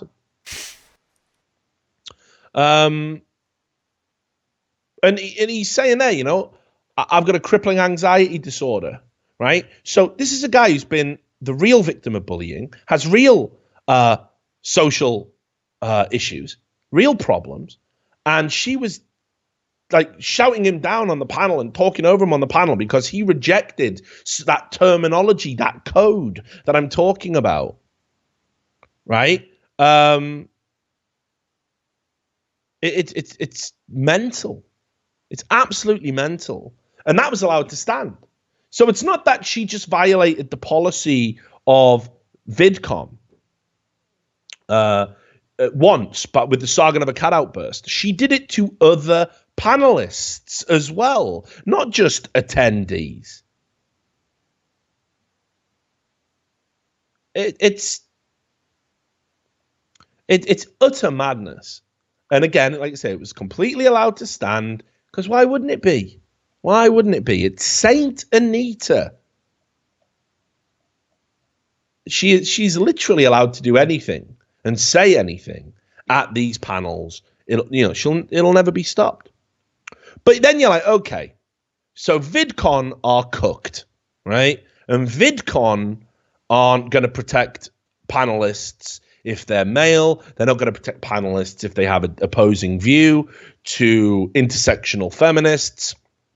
They're not going to protect attendees from being heckled and abused by panelists. They're not even going to enforce their own terms and conditions of attending. They're not even going to do that. But fine, that's just VidCon. VidCon can do what they want, I suppose. All right? But it didn't end there.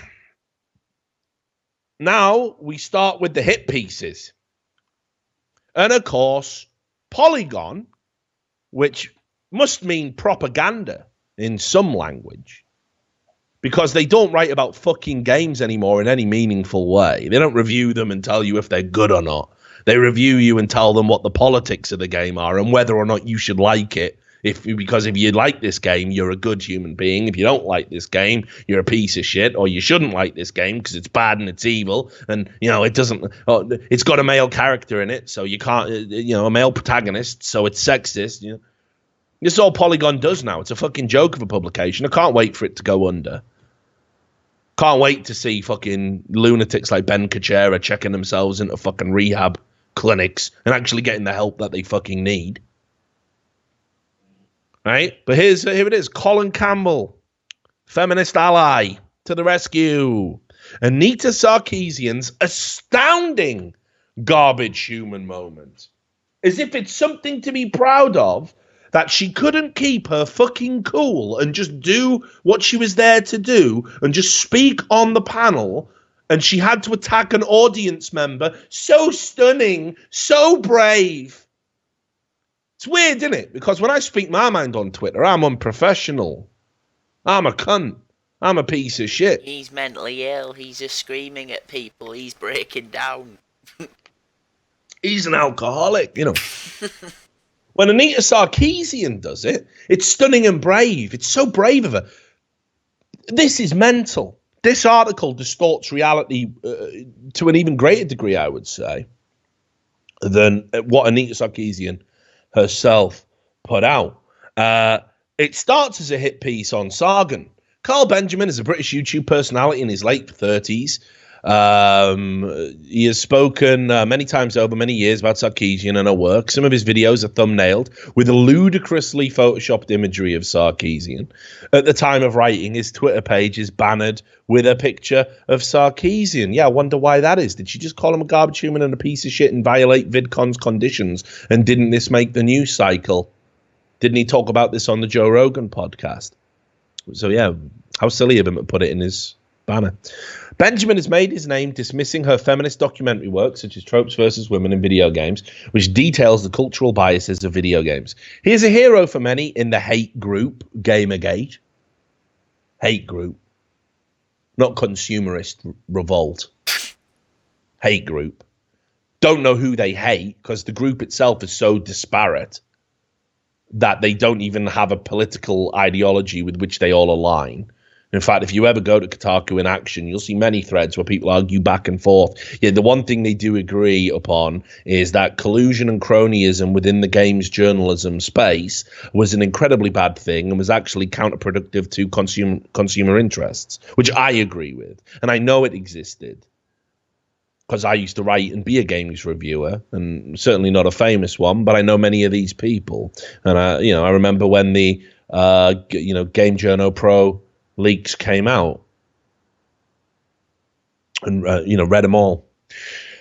So the hate group Gamergate, a rough assemblage of misogynists, racists, conspiracy theorists, and right-wing ideologues who have spent years harassing Sarkeesian and anyone who publicly supports her work. Think about how diverse that group of YouTubers actually is in terms of background and things they say, and how very often, sometimes they even disagree with each other, right?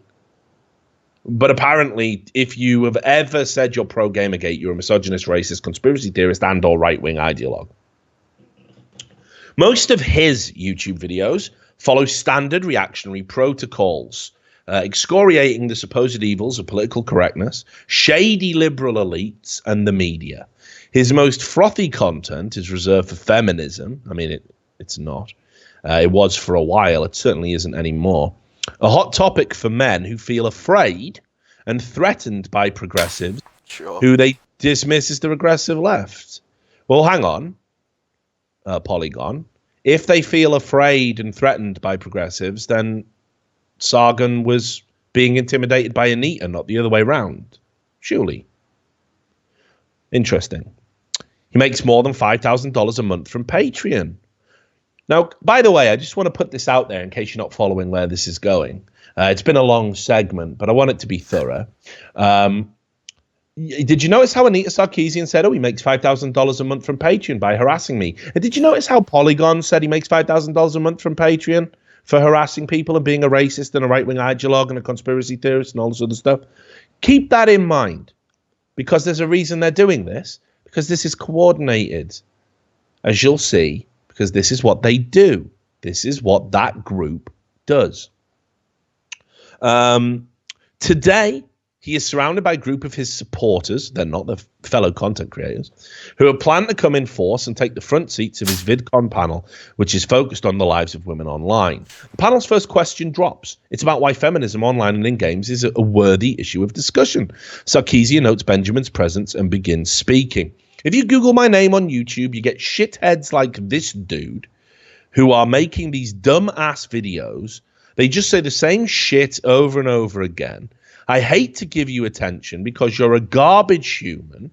These dudes just making endless videos that go after every feminist over and over again is a part of the issue of why we have to have these conversations. The crowd gives her a positive response with some whoops and cheers. It wasn't overwhelming by any stretch of the imagination, although I did notice that some of Sargon's supposed entourage were applauding as well, because they thought it was fucking hilarious that she just broke down immediately and acted like a fucking cretin in public. On it goes. After his humiliation, I don't think he was humiliated by her losing her temper and her having an outburst in public. Benjamin posted a video complaining about Sarkeesian's comments and pointing out that they contravene VidCon policy. They do.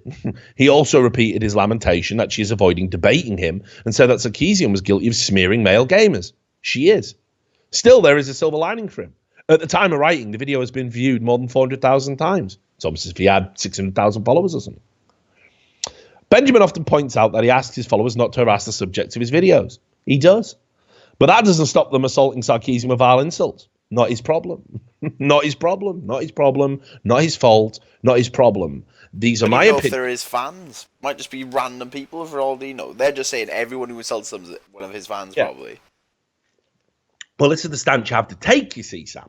This is the stance you have to take. You have to say that the opinions themselves couldn't come under attack, because then that implies that they could be ridiculous or not robust. The opinions are solid. The opinions are facts. They're not even opinions. They're the facts. They're the truth. Every word that comes tumbling out of Sarkeesian's mouth can't be criticized. It's completely the truth, the gospel truth, straight from whichever diseased interpretation of God social justice warriors worship in their spare time behind closed doors. And, that's it.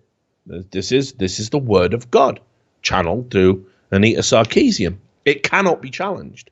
So it must come from somebody else. It must come from the people who dare to challenge it, because no one would just hear it themselves and attack me. They must be motivated by somebody else.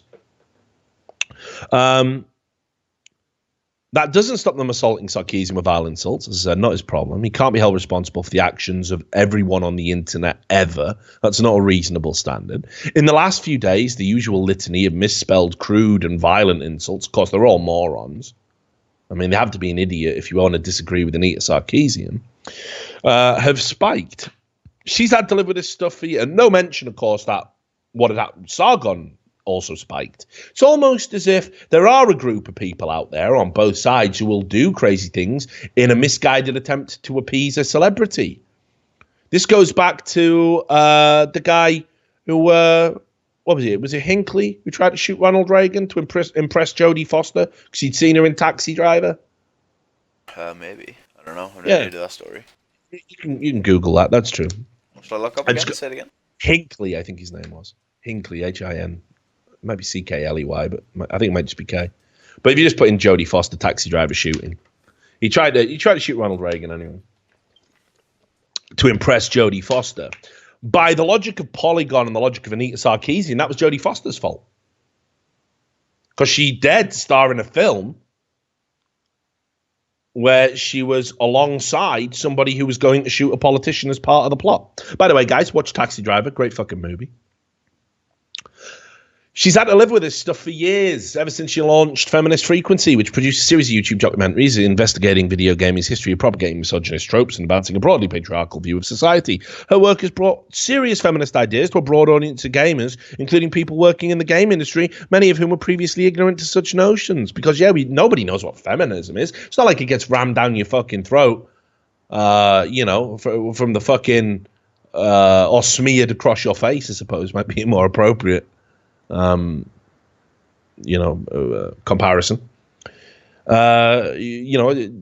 It's everywhere. You hear about feminism all the fucking time. The idea that games developers have never heard of it is ridiculous.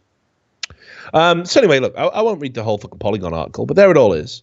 And basically, the premise of the piece, where it ends, is that she has been a permanent victim on the internet. Sargon and all of his friends and all of his entourage and all of his followers have relentlessly, remorselessly harassed her for simply having the temerity to say, can't women just be liked? None of which is true. None of this is happening. But it's Polygon. So, all right, it's Polygon. It's Polygon. Even now I'm thinking it's going to end, innit? Because it's fucking Polygon. They're retarded. They can't be taken seriously anymore. If you write for Polygon, it's the death of any credibility you have. I mean, seriously, have you noticed how there's like this, it's like there's a giant ass, right? And it just shits out publications and they land in a pan and they just start swirling and eventually they get flushed and they disappear. And it's like Gawker, bye, and it's happening to BuzzFeed. It's going to happen to Polygon. It's going to happen to Polygon because they've stopped writing. Well, first of all, they've stopped writing the truth. I mean, I'd be embarrassed to call anything in that article close to reality. They've also stopped catering to the audience, their readership. And again, catering to a readership isn't always a good thing. But mostly they're just not practicing what journalism is supposed to be. It's just hit piece after hit piece after hit piece, just abusing their power, abusing their position, abusing their status and connections over and over and over again. Like they wrote an article a day for a week about PewDiePie, who did absolutely fucking nothing except tell a shit fucking joke, right? Using a fucking bunch of people on Fiverr who, by definition, live in an environment where they would do anything for a $5. So remember that $5,000 he makes on Patreon that they wouldn't shut the fuck up about? Well, what happens next, do you think? What happens next? Mike, another fucking ridiculously progressive publication that poses as being about tech, about this, about that, but really it's just a bunch of unskilled, untrained writers who aren't good enough to go anywhere. They'll never be at a newspaper. It's not as if that's a high standard anymore, but these guys fall short of even that. They'll never be able to do it. They'll never write anything meaningful. They'll never do good work. They'll never impact on anything. Just another collection of fucking sewer rats with notepads.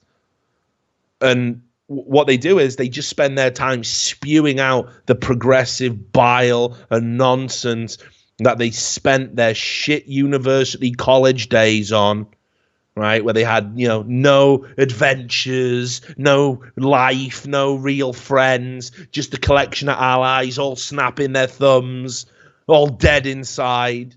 And then they come out and they go, oh, hey, I got a job as a tech journalist. Don't know anything about tech, never will know anything about tech, can't write about tech. So what I'll do is I'll just keep injecting politics. Opening paragraph, hey, there's been a new game controller released. But doesn't it look like a penis? And isn't it misogyny and the patriarch? Can you review the controller? No, but the misogyny. Right, you're just fucked in the head and you shouldn't have this job or this platform. That's the reality. So Mike, of course, again, just take a look at this guy, by the way. It's like, y'all remember Carl the Cook? Y'all remember Carl the Cook or whatever the fuck he was called? Whether that meme. You remember him, Sam? Carl the Cook. Yeah, you remember Carl the Cook, He was the guy at that fucking rally next to Aid Skrillex or something. Oh, yeah. Aid Skrillex was going, you're a white fucking male. And the other guy's like, are you kidding me? Because these morons don't have arguments anymore. They don't even dabble in facts. Facts are racist, sexist. Research is racist, sexist. What did you study at university? Oh, I actually studied interpretative dance theory for queer racial reassignment, alignment, hormonal some bullshit, right? Oh, were there any facts in that? Oh no, we don't dabble in facts. We don't do that. Yeah, I went to Evergreen actually. Facts aren't allowed. Oh, okay, good. Glad you think you're capable of a fucking political debate. You fucking Momo. What the fuck is this? Right? So anyway, cool. This guy, he's called Tim Mulkerin, right? Just have a look at him. He looks like the bastard offspring of Carl the Cook. All these people look the same.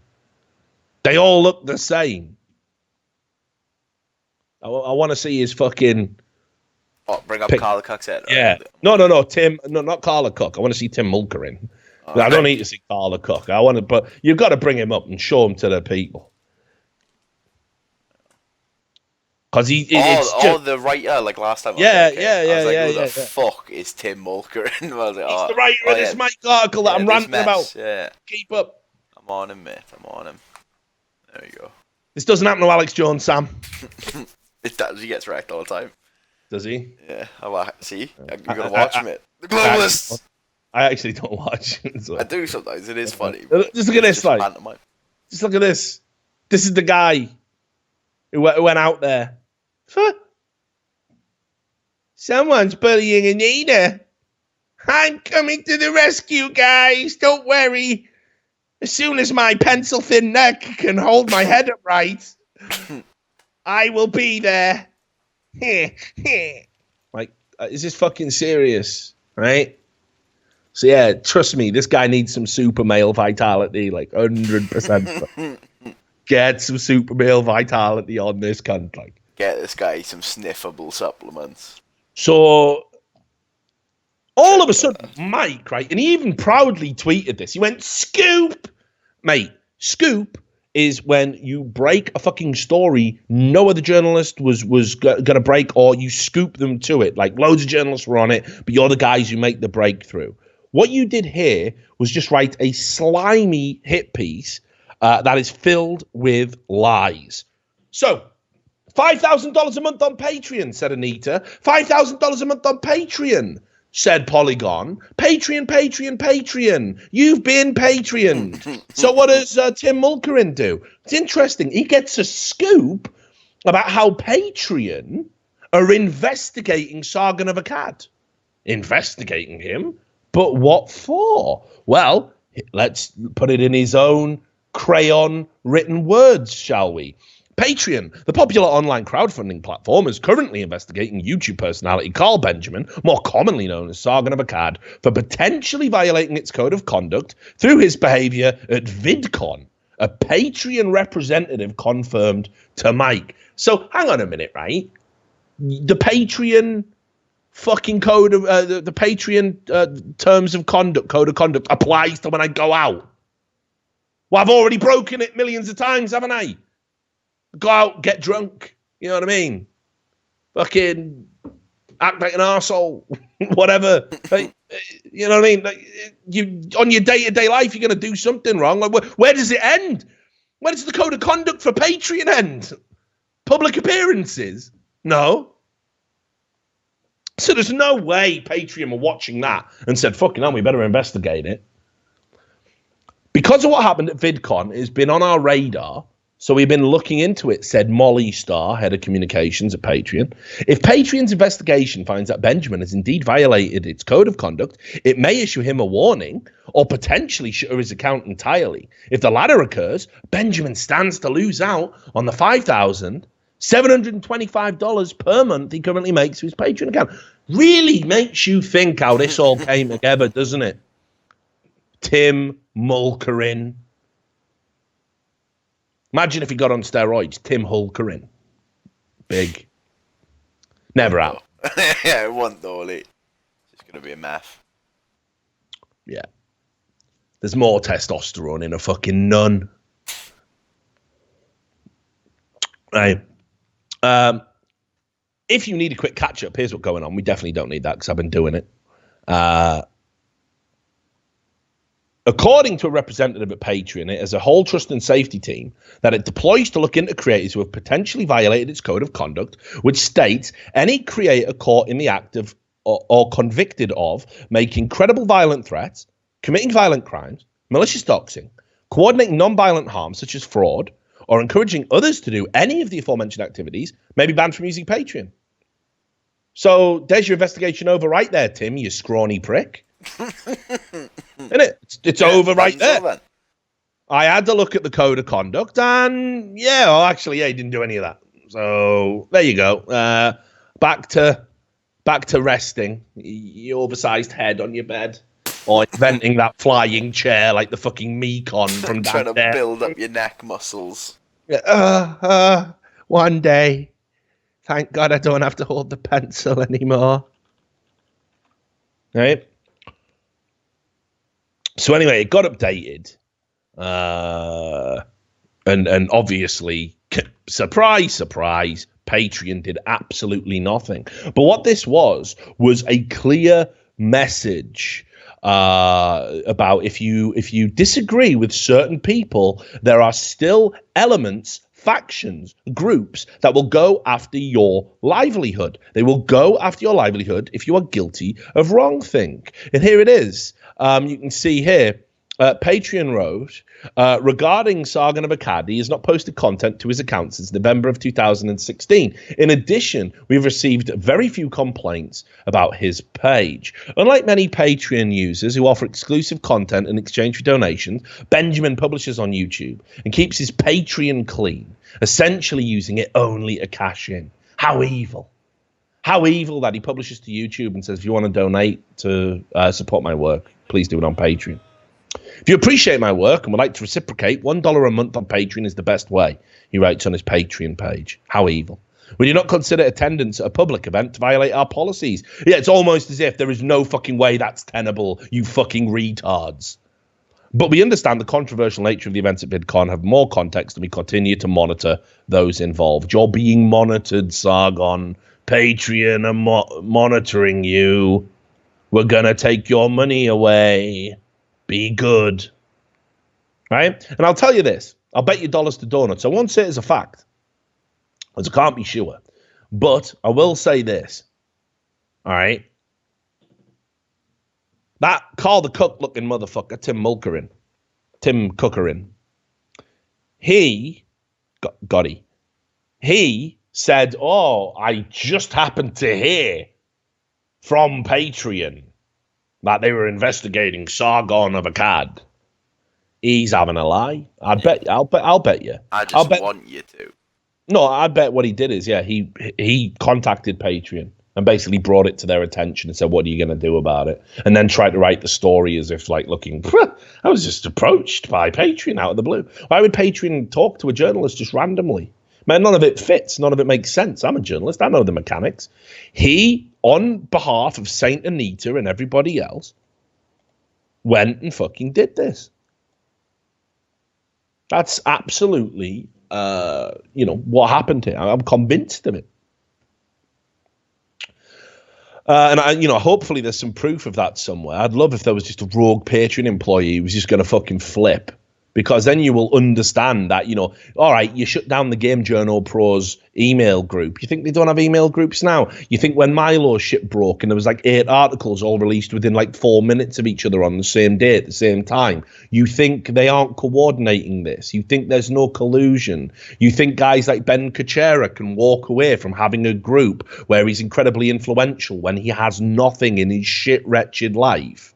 Do you think that people will just leave that because they got caught? No, they just get more clandestine. They're in fucking Slack chats right now talking about how we can get this nasty, mean Sargon. It won't end here. It didn't end there for PewDiePie. They'll keep going and going and going, and there will have to be some penalty paid because Sargon has gone against the narrative by choosing to sit down and listen to Anita Sarkeesian. That, I'm telling you, it's coming. And what's really interesting is as well, and like I know we've gone on for a while and the show's starting to drag and numbers are starting to drop, so I'll get us the fuck out of here. We're going to parachute down to Dick Joke Island and then we'll leave, right? But there's a video from a up-and-coming content creator, a very small content creator, who actually had a stroke of fucking genius and decided to go through her previous appearances at panels. Remember how she doesn't go? I can't go to the panels. Well, yeah, everyone she goes to them all the fucking time. And she went to these ones. And Sargon is the top comment in this video. You might see it. But he didn't even think to do it himself. And it's fucking genius. Because what this guy did, and it's a 5-minute video, and I don't want to play the whole thing. Prince Asbel is the YouTuber. But basically, in this video, she is recorded at previous VidCons, 2016, where she says, actually, what Sargon did isn't harassment by her own definition. Right? And if you just go, there's this like screenshot at 316, you can see a summary based on her quotes, which you can listen to yourselves. She admits that critics are not harassing her if they call her names. She admits they're not harassing her even if they criticize her ideas. And they are not harassing her in any legal definition of the word harassment and are not saying words in their videos to incite harassment in other people. She even admits that if you make a video criticizing someone, you're not responsible for any harassment that might engage. What changed in a year, Anita? What changed in a year? It's just the money. She needs to get that victim status back up because that's where the dollars are. If people can't see they're being financially exploited here, they're idiots. Trust me, she's going to milk this now. You think about Zoe Quinn getting a fucking book deal out of it. It's gross. These people are going to keep playing the victim and playing the victim and playing the victim. Honestly, the best thing you could do now, if you were a fucking Sargon of Akkad or whatever, no matter what retarded shit Anita says next, you got to ignore. You just got to shut her out. And then, in the absence of critique, in the absence of a fellow combatant, in the absence of debate and discussion, she will wither and die. Fact. Because her ideas only appeal to a small lunatic fringe.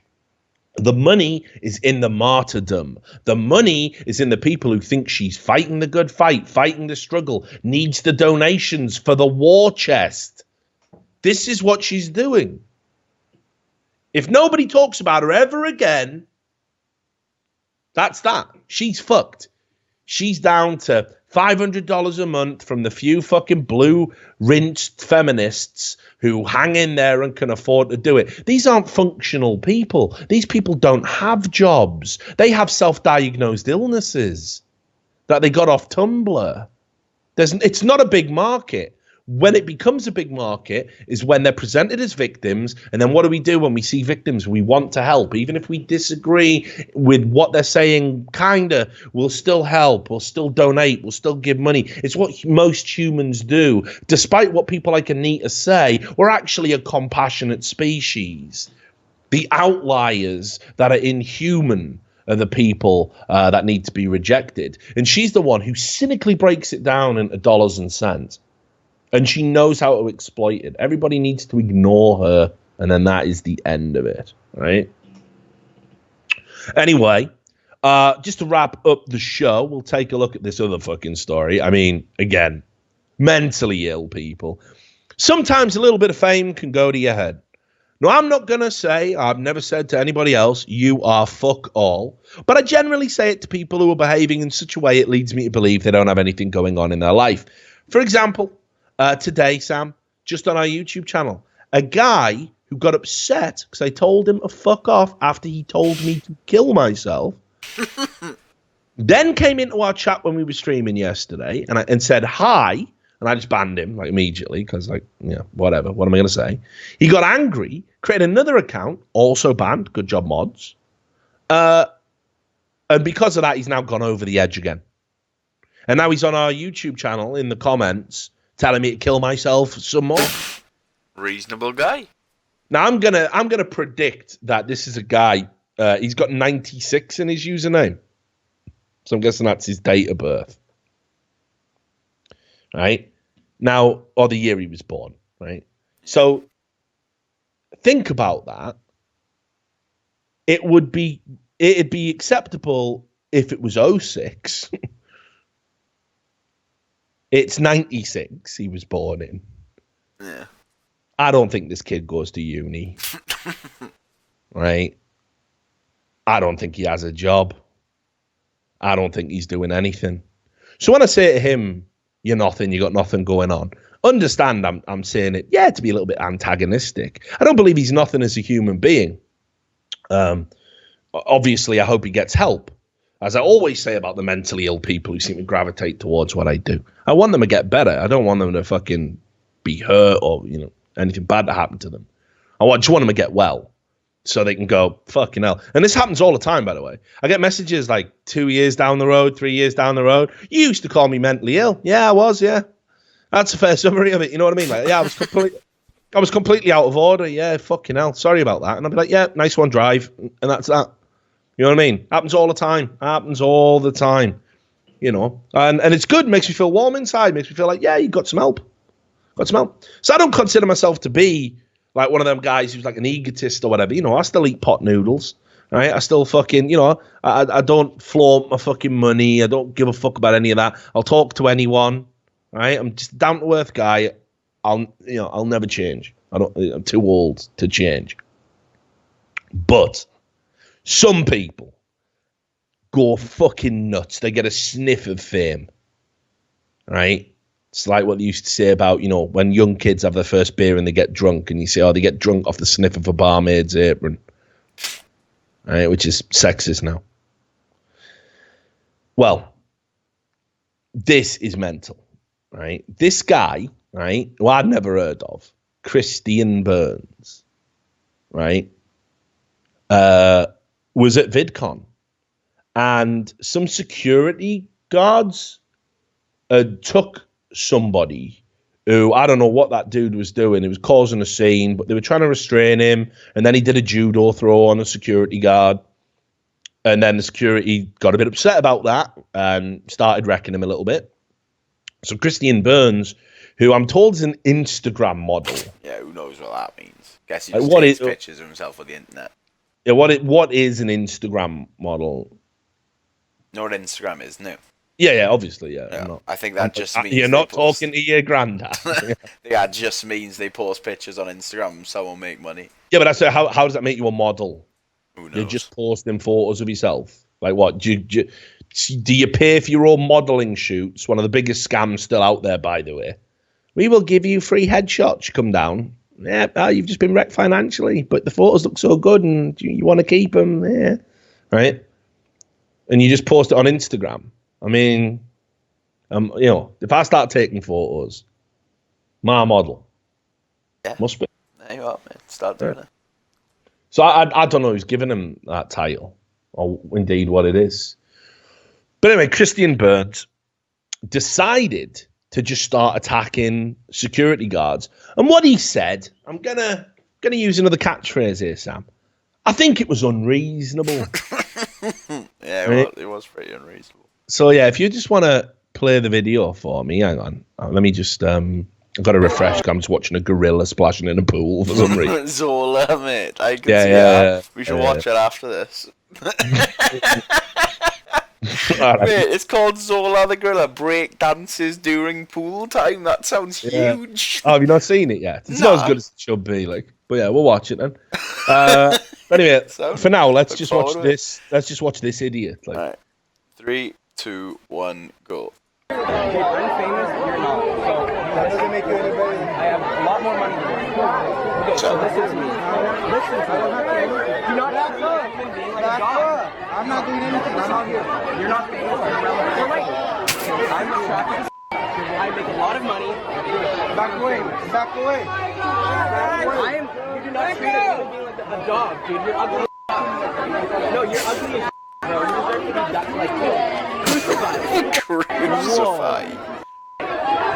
You're ugly and irrelevant. Kill yourself. So, I mean, far be it from me to say people that are gifted with good looks are often very thick. But you have to have a special kind of illness or a special kind of deficiency, I think, to be saying to somebody, listen, you ugly piece of shit, I've got more money than you. You need to kill yourself. You don't treat people like a dog, though. I mean, that's the last thing you do. You don't treat people badly. But back to you. You deserve to be crucified. You deserve to die. I've got more money than you. Ha ha, you're ugly. Look at what you're wearing. You're a shit retard. And stop treating people badly. The cognitive dissonance required would blow up the average skull. You would just scanners. That'd just be the end of it. Like. So this guy saying all of this shit didn't even apologize, by the way. Oh yeah, I've been watching Keemstar's Twitter. Apparently, he's going full mental illness, like. Just well, I'm glad you brought that up. Yeah. I was just going to bring that up. So again, this is another reason why I love Keemstar. So Keemstar obviously knows this is topical. He watched VidCon, watched everything that happened, knows that this guy really, really fucked up, made an absolute idiot of himself. I mean, his first line of defense was, I was just heated up because they were bullying a guy and it was really bad and I wanted to make them stop. And then they had footage of him the day before saying the same thing with security guard. You're irrelevant, you're ugly, kill yourself. I'm better than you, you know. And again, I looked up this guy. He's got like 11,000 Twitter followers. Like, you're a fucking nobody as well, but yeah, like whatever. So I don't know. Famous for me is when you get into the millions. But you know, he's got a long way to go for that to be true. Anyway, this is why I love Keemstar. So Keemstar knows getting this guy on the fucking show on Drama Alert to do a live interview with the security guard he insulted and berated, who was literally doing nothing. He wasn't even part of the guys that were with the incident behind him. He was just stopping people breaking into to try and get involved. He's acting as a security guard for the other security guards. You know, he's just following protocol. He's just doing his job. That's why also it's retarded to say, look what you're wearing, bro. Yeah, my uniform. I'm at work. You fucking stupid cunt. So anyway, he's just doing his job, doing his thing. And Keemstar says, let's get them both on so they can hug it out. But then what this guy does, this fucking Christian Burns, he then says to Keemstar that, you know, he's not going to do it unless... First he wanted his Instagram, because he's got a new Instagram now or something. He wants his new Instagram put on the overlay. Keem's like, all right then, fucking hell, because this video will be straight fire, I suppose. Yeah, we'll do that. Then he was like, I want to be on camera. And like, if you've ever watched a Drama Alert video, he just does audio. And the whole thing is Keemstar sits there and eats popcorn and occasionally acts as a moderator. That's how he does all his videos. That's how he's done them ever since Drama Alert was a thing. So Keem goes, nah, I'm not doing that. And then this Christian Burns guy starts going fucking mental, saying he's not going to come on, and Keemstar's a joke, and he said, I'm going to be on NBC News tomorrow anyway. Thanks for making me famous, you fat fuck, and all of this stuff. And he's saying that, but just because Keemstar won't let him have his fucking picture there. And he's only doing that because he's like, if people think how good looking I am, you know, they'll like me over the security guard. I mean, that's how he thinks. That's what a vacuous fucking airhead this prick is. So Keem's like, nah, that's it. And then he says, all right, I'll definitely be on. And then he goes, revenue share? Question mark? Bruh. Can you believe that? So the guy asked Keemstar for setting up this interview, which he's meant to be on to basically give his side of things. He wants a revenue share for that public appearance. I thought you were famous and had loads of money, bro. What you begging for? What you begging for a rev share for from a YouTuber? If you're so fucking famous, you got money, you got it all. What are you talking about? Right? But nah, he wants a revenue share. So then he just went mental, fucked off, did his own thing. And Keem's just wrecked him fully. Like, Keem has just fully fucking wrecked him publicly. Just because he's released all this information. And Keem says, look, I don't believe you should ever put out private conversations, but that's a rule I only have for other content creators. Yeah, that's a rule I have for other content creators, not pieces of shit like this guy. So, yeah, he's a piece of shit. So anyway, what, you want to watch that Zola before we end the show? Yeah, hang on. I have to get the link back up. Although you're going to be disappointed. It is just a gorilla in a paddling pool. Yeah, but it said breakdancing, mate. That sounds huge. If it doesn't break dance, they're going to be so disappointed. No, he doesn't break dance. Why have they lied Right. to me? No, think about what you say, Sam. It's a good. I know, but why is this fake news on my site? What the fuck? It's a fucking gorilla, Sam. It's not going to break. It's still pretty good though. I was not mad. Wait, that's fucking big. You're all mental. What the fuck? I thought he said it was shit, mate. That's quite big. I wasn't expecting that. I think it's that didn't raise a fucking full smile. Helicopter dick, mate. That didn't raise a smile out of me at all when I saw that. I must be losing my full Beyblade. Look at him. I must be losing my fucking humanity, mate. I must be losing touch with Lord. I'm guessing me. Not bad. Yeah. I like it when he finishes, he just calms down. He's like, just sits there for a bit, calms down. I got to be honest, I can't imagine you having a shower like that. Like. Yeah, that's what it was like when I was in your house having a bath, mate, spinning around. So yeah, but he's not breakdancing, is he? Nah, but it's not bad. He's having a if spin. he went on his head. Yeah. If he was doing it on his head, that would be next level. But this ain't bad. I give it a solid 7 out of 10 on the, video Someone scale. should have thrown a white baby into the enclosure in the middle of that video, just so we can get lit up, break everyone's hearts That's all over with again. the baby, mate. Yeah, Harambe 2-0, like, see, V2. But there you have it. So that's the show. VidCon was a fucking mess. Everyone's retarded. The Trump dossier turns me into Alex Jones. ISIS are pure evil. And there you have it. I mean, we've done over 2 hours, haven't we? 3 hours. Fucking hell, I'm out of control. I love the sound of my own voice. I'm mentally 3 ill. hours. Just broke 3 hours. Out of here then. So thanks to everyone who watched the show. Thanks to everyone who donated, subscribed. And by the way, actually, just as a bit of information, which we thought would interest you, our loving and loyal fans. And sorry again, I did see a lot of people resubbing, but I was in mid-rant. Subs-wise, we're coming up to a landmark. We're about to approach 250 subscribers. We're on about 248, 249. And that we've never gone past 250 on the channel before. So what we're going to start doing is we're going to start doing landmarks to see how far we can actually go subs wise. And we're going to give away some of our fucking awesome merchandise for doing it. So we're going to put up a sub count on the new overlay for the next show. And then we're going to see how much beyond 250 we can go. And for every additional, what did we say it was going to be? Was it 25, 20? Yeah. For every additional 20 subs we get, we're going to give away a T-shirt to a subscriber. Me and Sam came up with that idea last.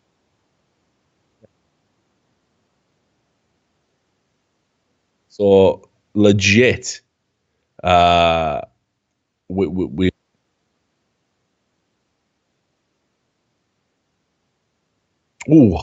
old school. Yeah, the trash talk ones will have to go out for the special landmarks, though.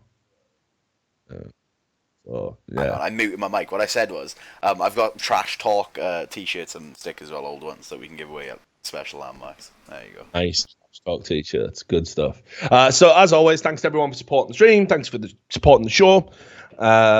Spread the word. If you're watching this on YouTube, be sure to like, comment, subscribe, but more importantly, make sure you haven't been unfollowed. Ever since we started repeating this boring mantra at the end of every show, we're actually not hemorrhaging subscribers anymore. We only lose a tiny amount when we put a video out, and we generally get them all back. So yeah, over the moon about the way things are going at the moment. We might see 100k before Christmas. Imagine that. Home before Christmas. Yeah, that'll be it. Yeah, YouTube will definitely send me a play button. Yeah. It's in the post. Richard Lewis is being investigated by Patreon. You know. So anyway, yeah. Thanks everyone for watching. We will see you probably. Are you off tomorrow? Nah, you want to play? We might stream some NBA. All right. You muted yourself again, by the way, you retard. Because I keep getting ready to queue out the show, mate. I got to get ready to give you the clear. Right, all right then. So, yeah, we're off. Sam's a retard. Bye. Clear.